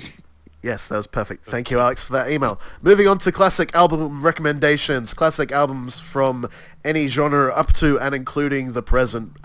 Terrence, our guest from Charge Back Forward, please go give us your classic album recommendation. How classic does it have to be? Oh, whatever, man. It can be a new album if you like. Cool. So our modern day classic recommendation is Metallica Death Magnetic. Wow. That was... Yeah, it was produced by Rick Rubin, which is pretty much like is responsible for countless bands' best albums. And there's probably no exception with Metallica. And for classic, man, I'd have to say, coming to my mind right now, like it's a really trippy album. But if you can check out the band's called Yes. The album is called Fragile. You've hit a note with Eric there for sure. Yeah, and that's fucking legit. And also anything from Saga, which is blow your fucking mind as well. My dad always listened to Yes when I was a kid. He loved Yes. Prog rock, man. Yeah, my dad was super into it. That and Rush. Dad loved Rush. Hey, you guys should seriously check out Google. It's kind of like a DJ band called Nero. Google their Essential BBC mix. It's probably the best 2 hours that you could listen to of music, like as one continual mix. Huh. And it's like, is it Nero or DJ Nero? It's the band Nero. Well, you know, Nero, like they do like Promises and Me and You, and like these are the people that have the love affair with Streets of Rage. Okay. And that comes up very, very evidently in their music. Like around like 42 minutes or so into this mix, they flat out have like the boss music, like one of the boss stage musics from Streets of Rage playing. Nice. I used to have the original CD soundtrack for Streets of Rage 2. I wish I still had that. That's shit. It is. It really is. Cool, man. Well, thank you for those album recommendations. Eric, what is your classic album recommendation for this episode? This is a true classic, apparently. I actually just got it. I never really... This isn't like the type of music that I'm generally into, but I got this album on a whim because I wanted something different. I got Paul Simon Graceland. That is a... it came out in 86. That is a great album. The more I listen to it, the more I'm really, really, really impressed with it. It's totally not the music that I generally listen to. Yeah, man. But, coming out of left field with Graceland. Yeah. Paul Simon's Graceland is like honestly, every time I listen to it, it's like, wow, I like this album more. And I've only had it for like a week, but I've listened to it so many times. Like it worked the other day. I just listened to this on loop for like 8 hours. Like I'm like really, really impressed with it. Fantastic. Zach, you got an album for us? Yeah, actually, it came out on Friday, so it's very recent. There's an Australian artist called Flume, Sydney, more specifically, where we're from, and he is fucking awesome. He's only kind of come onto the kind of electronic or synth pop music scene, well, not pop, but just synth chill beats and stuff in the last year, actually. And he's just fucking amazing. You should all check him out. He's recently released the album called, it's self-titled, so it's Flume by Flume, and it's just fucking awesome. You can find it on Spotify, and if you want to, go buy it, because it's fucking great. F-L-U-M-E? Yes, F-L-U-M-E. Cool. Martin, what's your album for this week? It's actually another album from a group you recommended way back. It's from Hadakano Rarizut, or more commonly known as Le Réalisé de Nude. Oh, hell yeah, dude. Yeah. Hell yeah. Holy shit. I'm gonna go ahead and recommend their 77 live album. I've been listening to that album for like 2 weeks straight, and I'm enjoying every second of it. the album you recommended by this group was called Heavier Than a Death in a Family, Yeah. I believe. Which is one of the coolest album titles of all Yeah, time. it fucking is. Yes. Heavier Than a And- Death in the Family by Le Realises de Nudes. Yeah. Yeah. That sentence in itself describes the music perfectly. Yeah. It's fucking heavy. Yeah, it's noisy psychedelic rock, I'd say. Fullest recommendation. It's like standing in front of a fucking jet turbine that's hooked Hell yeah. up to a guitar amplifier. Hell yeah. Yeah. It's full on, and it rocks as well. Yeah. So is that live album? Is that one of the ones that comes as like a 10 CD box set or something? No, it's actually it's a 2 CD, but that's because there's some of their live gigs are like, okay, this is a live release and it's a 10 LP box set. Yeah. Because we played for 7 hours, you know. It's Yeah. But that 77 Live album is gonna run you like 250 euros to buy now. God damn. It's expensive. They reissue it though. There's like a bootleg label called Phoenix Records. They're based in the UK, but it's all very secretive. And they're re-releasing all that Japanese psychedelic rock from the 70s, and that stuff is just great. All the Flower Traveling Band and Hell yeah. J.A. Caesar, all that kind of stuff. It's amazing. Yeah. Wow, good recommendation, man. Thanks. I'm going to recommend the 5-6-7-8s. Cool. Bomb the Rocks, which is their compilation of early singles from 1989 to 96. And yep, if you've ever seen Kill Bill, and you see this Japanese girls surf rock band, exactly, that is the 5-6-7-8s. And nice. They're a really good band. It's basically just rockabilly, really, really trashy rockabilly. They also put out a live LP on Jack White's label, which was a live LP, and it was vinyl only, and that is really, really good. It's really, really crusty. I love it. So 5-6-7-8's Bomb the Rocks. Okay, let's move on to pickups and what we've been playing recently. Terrence, please, what video games have you been playing recently? Any cool pickups? I just finished Resident Evil Revelations, and I'm currently doing what I do with every Resident Evil game, is playing it again and again and again. And it's cool about this game because since it's the first portable Resident Evil game that I've played, I never bothered with Gaiden. I've essentially played the entire game everywhere except home. So I really took the portable game experience to its fullest on the bus, at work. Like sitting waiting for someone, like in my girlfriend's restaurant, like just really, really cool, I found the 3D okay, but I'm enjoying it a lot more second time around because I have the 3D turned off. It makes a lot more sense to me. And did you guys get that in Canada? Did you get that first Revelations press? Oh yeah, they didn't even bother pulling it. They just kept it. So I think everybody that has it here has the Revelations. And that's it, man. No pickups to speak of. I mean, why the hell do I need to buy games when I'm friends with Big Mike? Yeah, exactly. You kind of live your geekery vicariously through Big Mike. It's just like there's a lot of shit going on in life, man. You can't. There's not a lot of time to play video games, so I have to. I'm starting to be very selective with what I play. I just can't play anything. But that being said, I'm meeting Big Mike in a couple hours, and unless he forgets, which he shouldn't, he will be passing me a copy of Resident Evil 6. So that'll be getting down. Cool. Thank you, Terrence. Eric, what have you been playing, buddy? Any pickups? Borderlands 2. Are you saying there's 100% confirmation? 100% confirmation. The prophecy has been fulfilled? I told you, I don't lie to the people who listen to this podcast. I told you what I was going to do. I said, when this podcast is just done, like I'm gonna Charles go and get it. Eddie, would I lie to you? Mm-hmm. No, exactly. So I went out and I bought the game, and I'm really, really, really enjoying it. I've been playing a single-player campaign with like the commando character, and then I've been playing a co-op campaign with Brian, and I've been the sniper class, and he's like the gunzerker or something. It's a really cool game. I think it's fun. It's a cool first-person shooter. It's really reference heavy, which can get kind of tired, but I feel like they're few and far between enough where it's like not a big deal. It's cool. I'm having a really, really, really good time with it. If you like the first Borderlands, there's no reason why you won't like the second one. So it's cool. I like it a lot. I recommend it. Hell yeah! Thank you very much, Eric. Martin, what are you playing, dude? Any pickups? I haven't really been playing anything, but I have been picking up a lot of shit. A lot of fucking shit. A lot of fucking shit. Just a bunch of bullshit. Yeah. I picked up Tales of Vesperia for the Xbox 360. Cool. Yeah, cool. They did a reprint of that recently in Europe.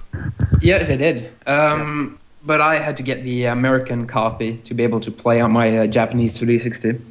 Ah, yes. NTSC. Yeah. And, I'd suggest if you have plans on like playing Vesperia and Tales of Graces F, start up with Vesperia because that game feels so slow in comparison to Graces. And I also picked up new Super Mario Brothers 2, which, I don't know, it feels like it's the same game, basically, as the first one. I thought it was fun, though. I enjoyed it. I know. It's Yeah, a Mario I mean, game. You're not expecting something completely new. It's No. Mario. You play No. Mario for Mario. But it's That's what I think. it's too similar. It feels like the exact same game, almost. So I'm not impressed. Sorry. Yep. That's it. Cool. Thank you, Martin. Zach? What are we in store for this episode? Well, you've seen what we're in store for this episode, Jake. Go on. Go on, my Now, brother. there was it's kind of I guess you could call it an indie art game, but I guess it's more of an interactive movie when it comes down to it. It was released, I think it was released in 2004, and they kept tweaking it until around 2006, but have any of you heard of Facade? No. Right. Negative. It's downloadable freeware, right? And this game You guys are going to have your minds blown. takes place you get a phone call from your friend, and he's like, "Hey, buddy, maybe you should come over." And so you go over to dinner. Wait, is this the husband and wife Yes. that are having an argument? Yes. Like, oh, fuck. Yeah. Hey, Yes, Eric. I have seen this. Yep. Ugh. I played this. Of course you fucking did. It's an experience. Because you can type whatever you want at them, and they'll pick up on a lot of stuff. It's amazing how intuitive it is. Yeah. Like, the lexicon and everything. They worked really hard on that game. And the facial expressions that change to whatever you say, and it's just fantastic. And What's the objective of the game, Zach? The objective of the game is to actually stop their marriage from, or like, to either. It's loosely defined. Most players go, all right. The objective of the game is to make sure that that the argument stops and that they rekindle their love. But a lot of the time, it has numerous endings. It can end with either of them leaving the apartment, a cheating revelation, just a bunch of bizarre things, and like they'll complain about the decorating. Like the woman's called Grace and the male's called Trip, and like randomly you'll be mid conversation. She'll go, "What do you think of the decorating?" And I'll be like, "It's terrible." And then Trip will be like, "No, darling, it's not terrible. It's great. I love your decorating." And she's like, "It's so small." I'm like, "Yeah, I'm glad how you're very honest with yourself." It is the best nervous laughter I've ever seen in a video game. And if you say something awkward, they'll be like, "Ha ha ha ha." Oh man, you really like to pull out chains. And the facial expressions are on a level of like Half-Life 2.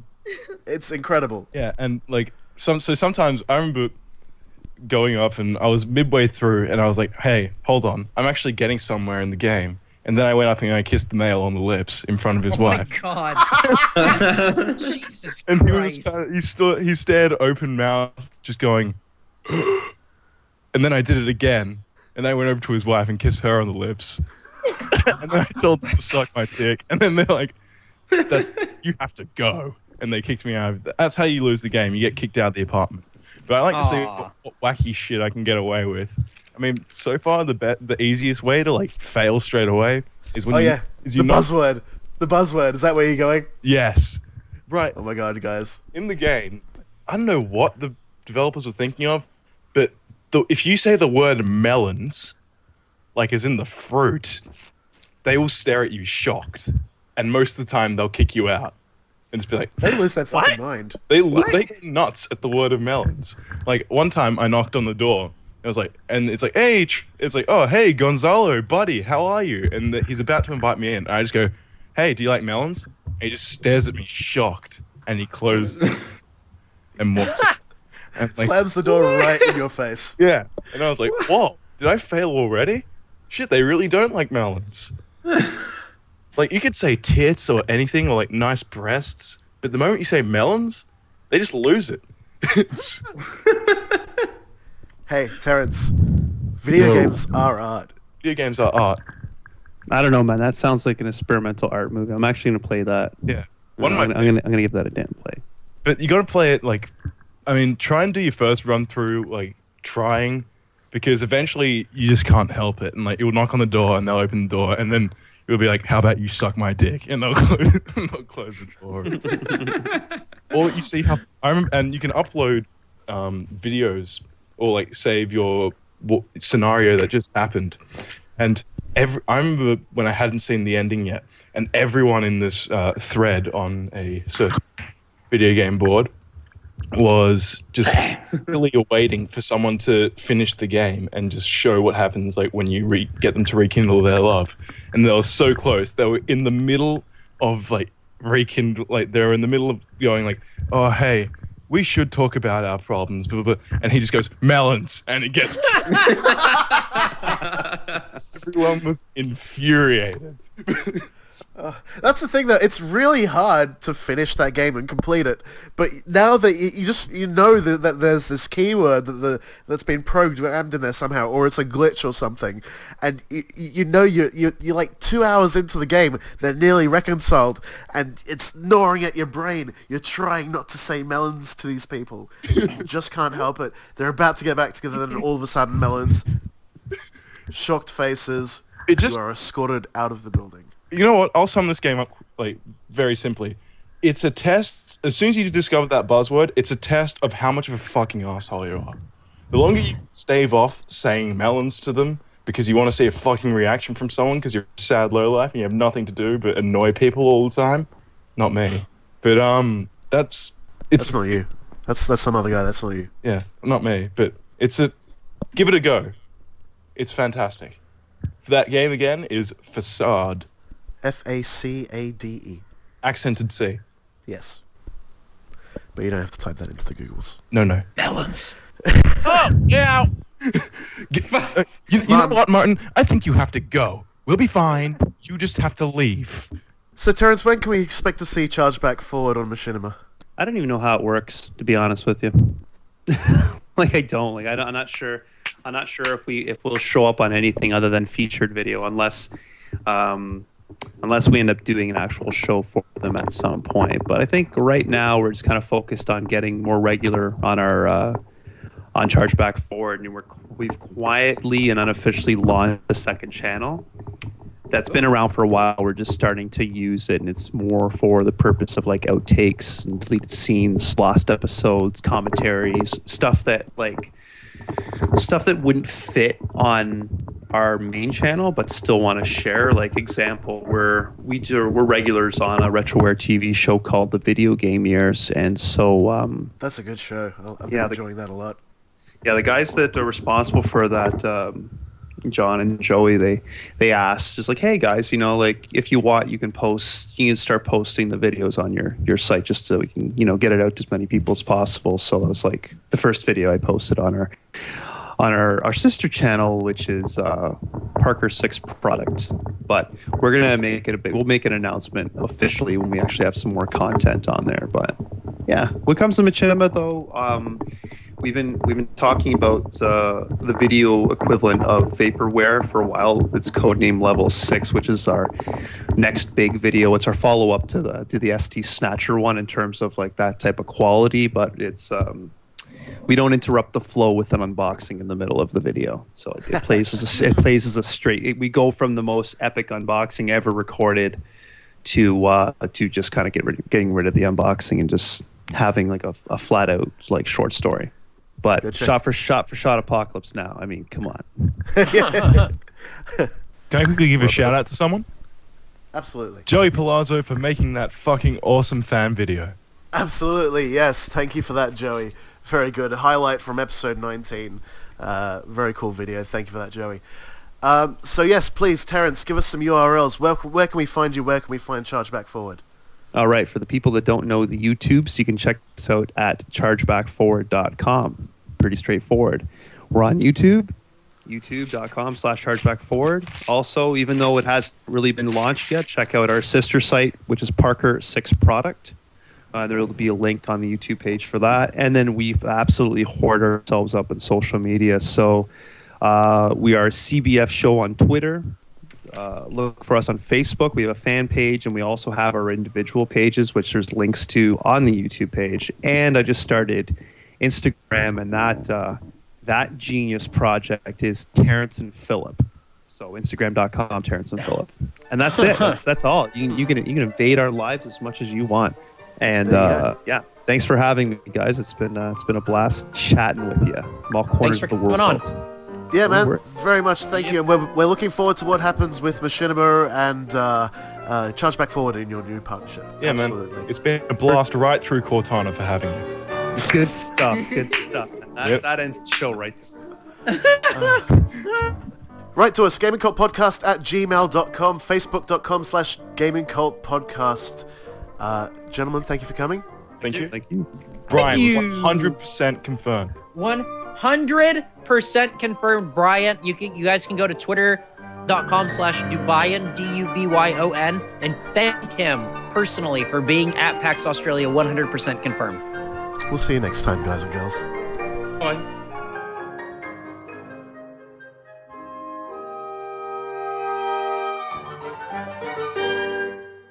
Down on your knees,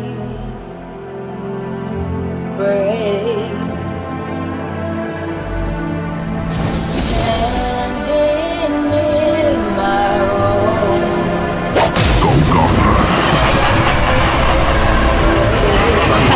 Más allá de los sueños. Más emocionante de tu vida.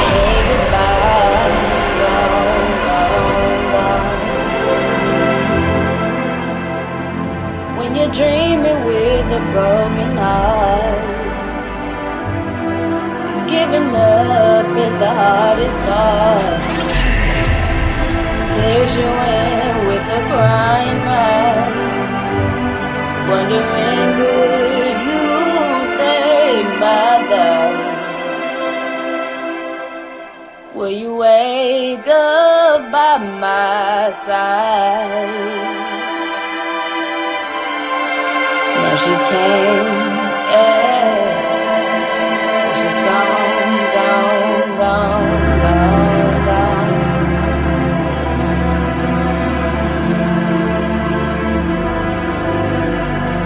When you're dreaming with a broken heart,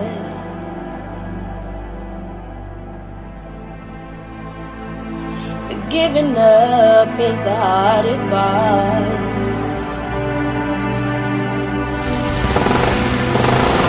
For a moment you could hardly breathe, wondering what she really was. Was she standing in my room?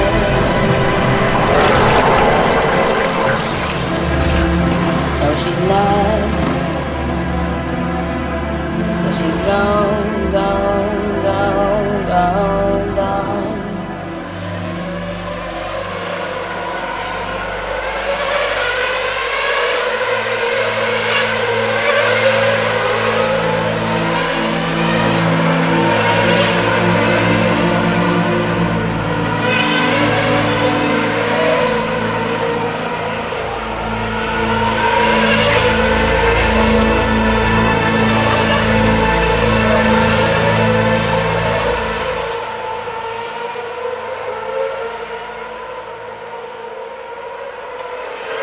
Damn, girl, what's that in your back? That.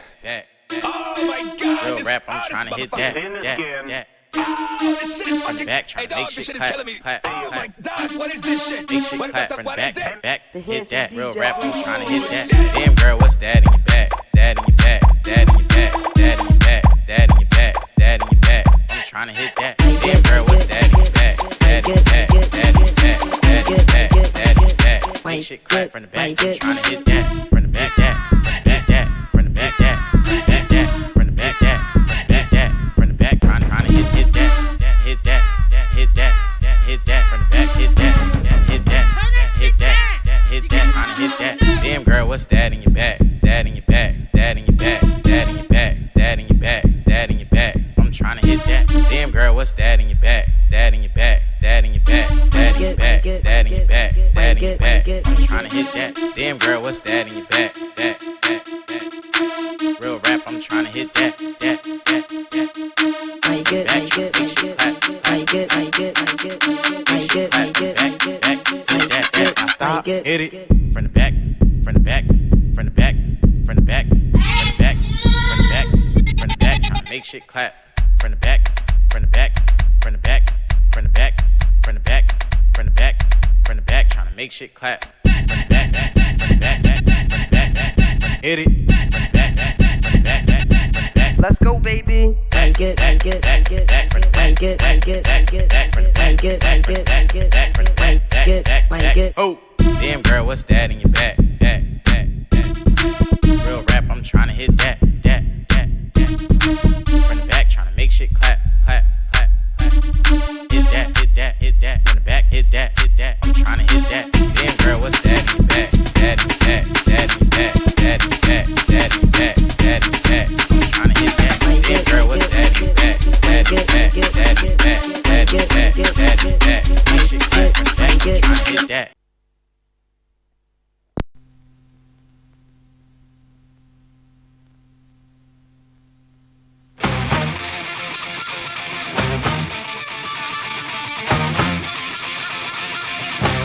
You're listening to House Nation.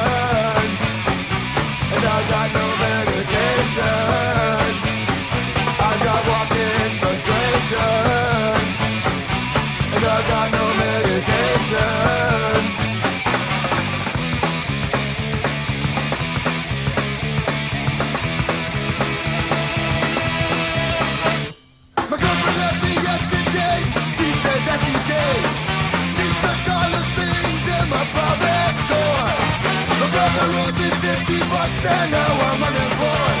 The rituals of life lead to my condition. Walking frustration, and I got no medication. I got walking frustration, and I got no medication.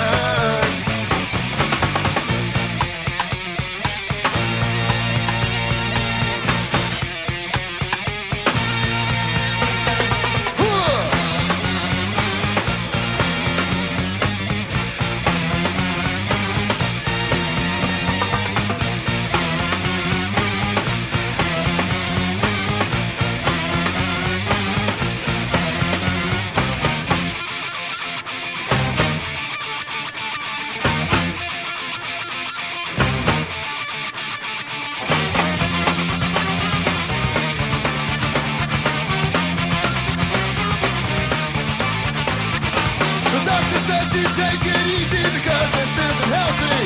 But I need things the doctor can't prescribe. I'm running the race on a treadmill going nowhere fast. I need an outlet in my so-called life, my life. Walking frustration, and I got no medication.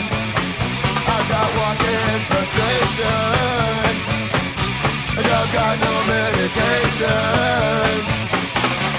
Walking frustration. Walking frustration. Walking frustration. Walking frustration. Another Sunday morning. Another boring day. Another lonely sunrise takes my breath away. I miss my lung.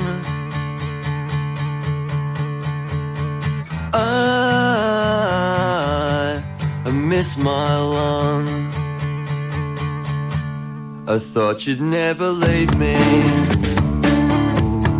God, how I was wrong.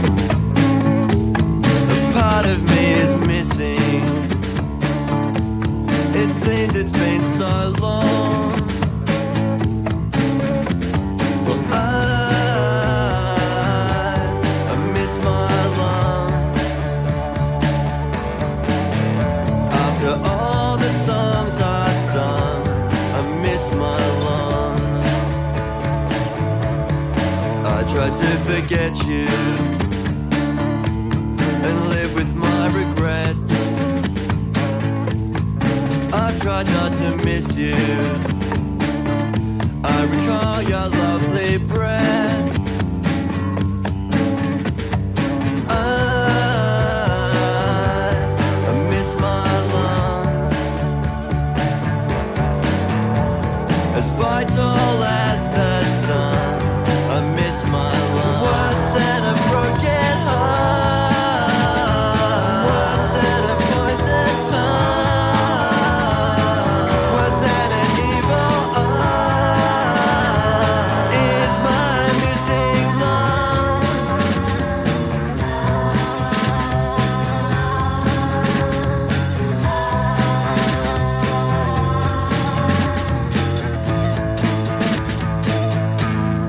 I took you for granted.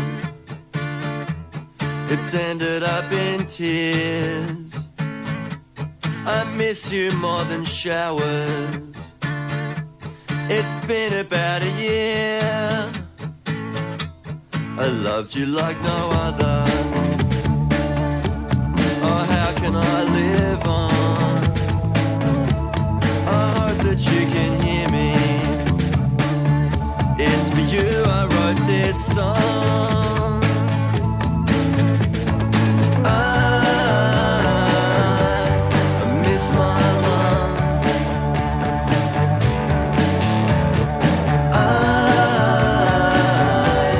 I miss my love.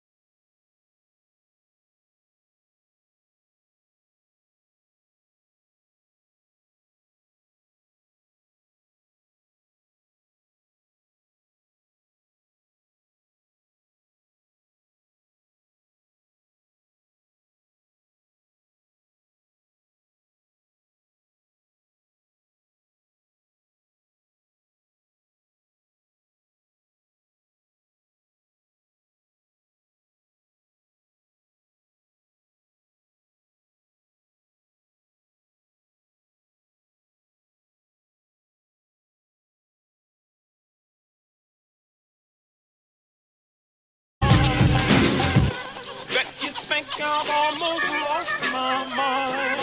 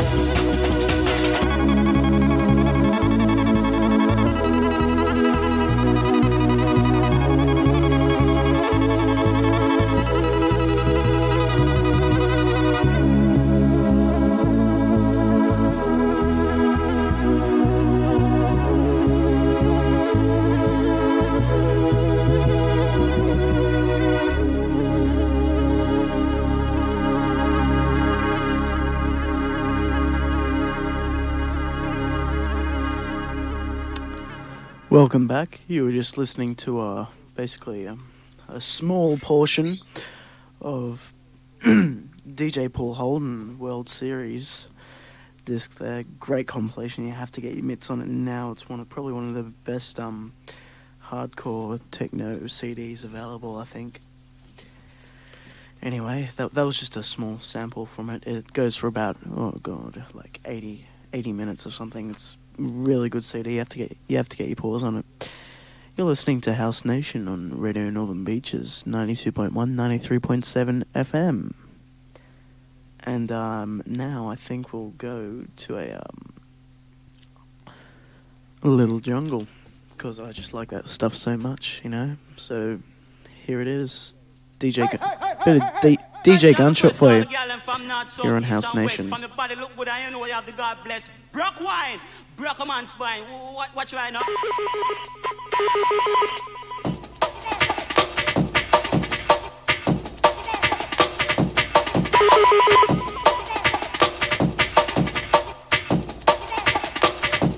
Special.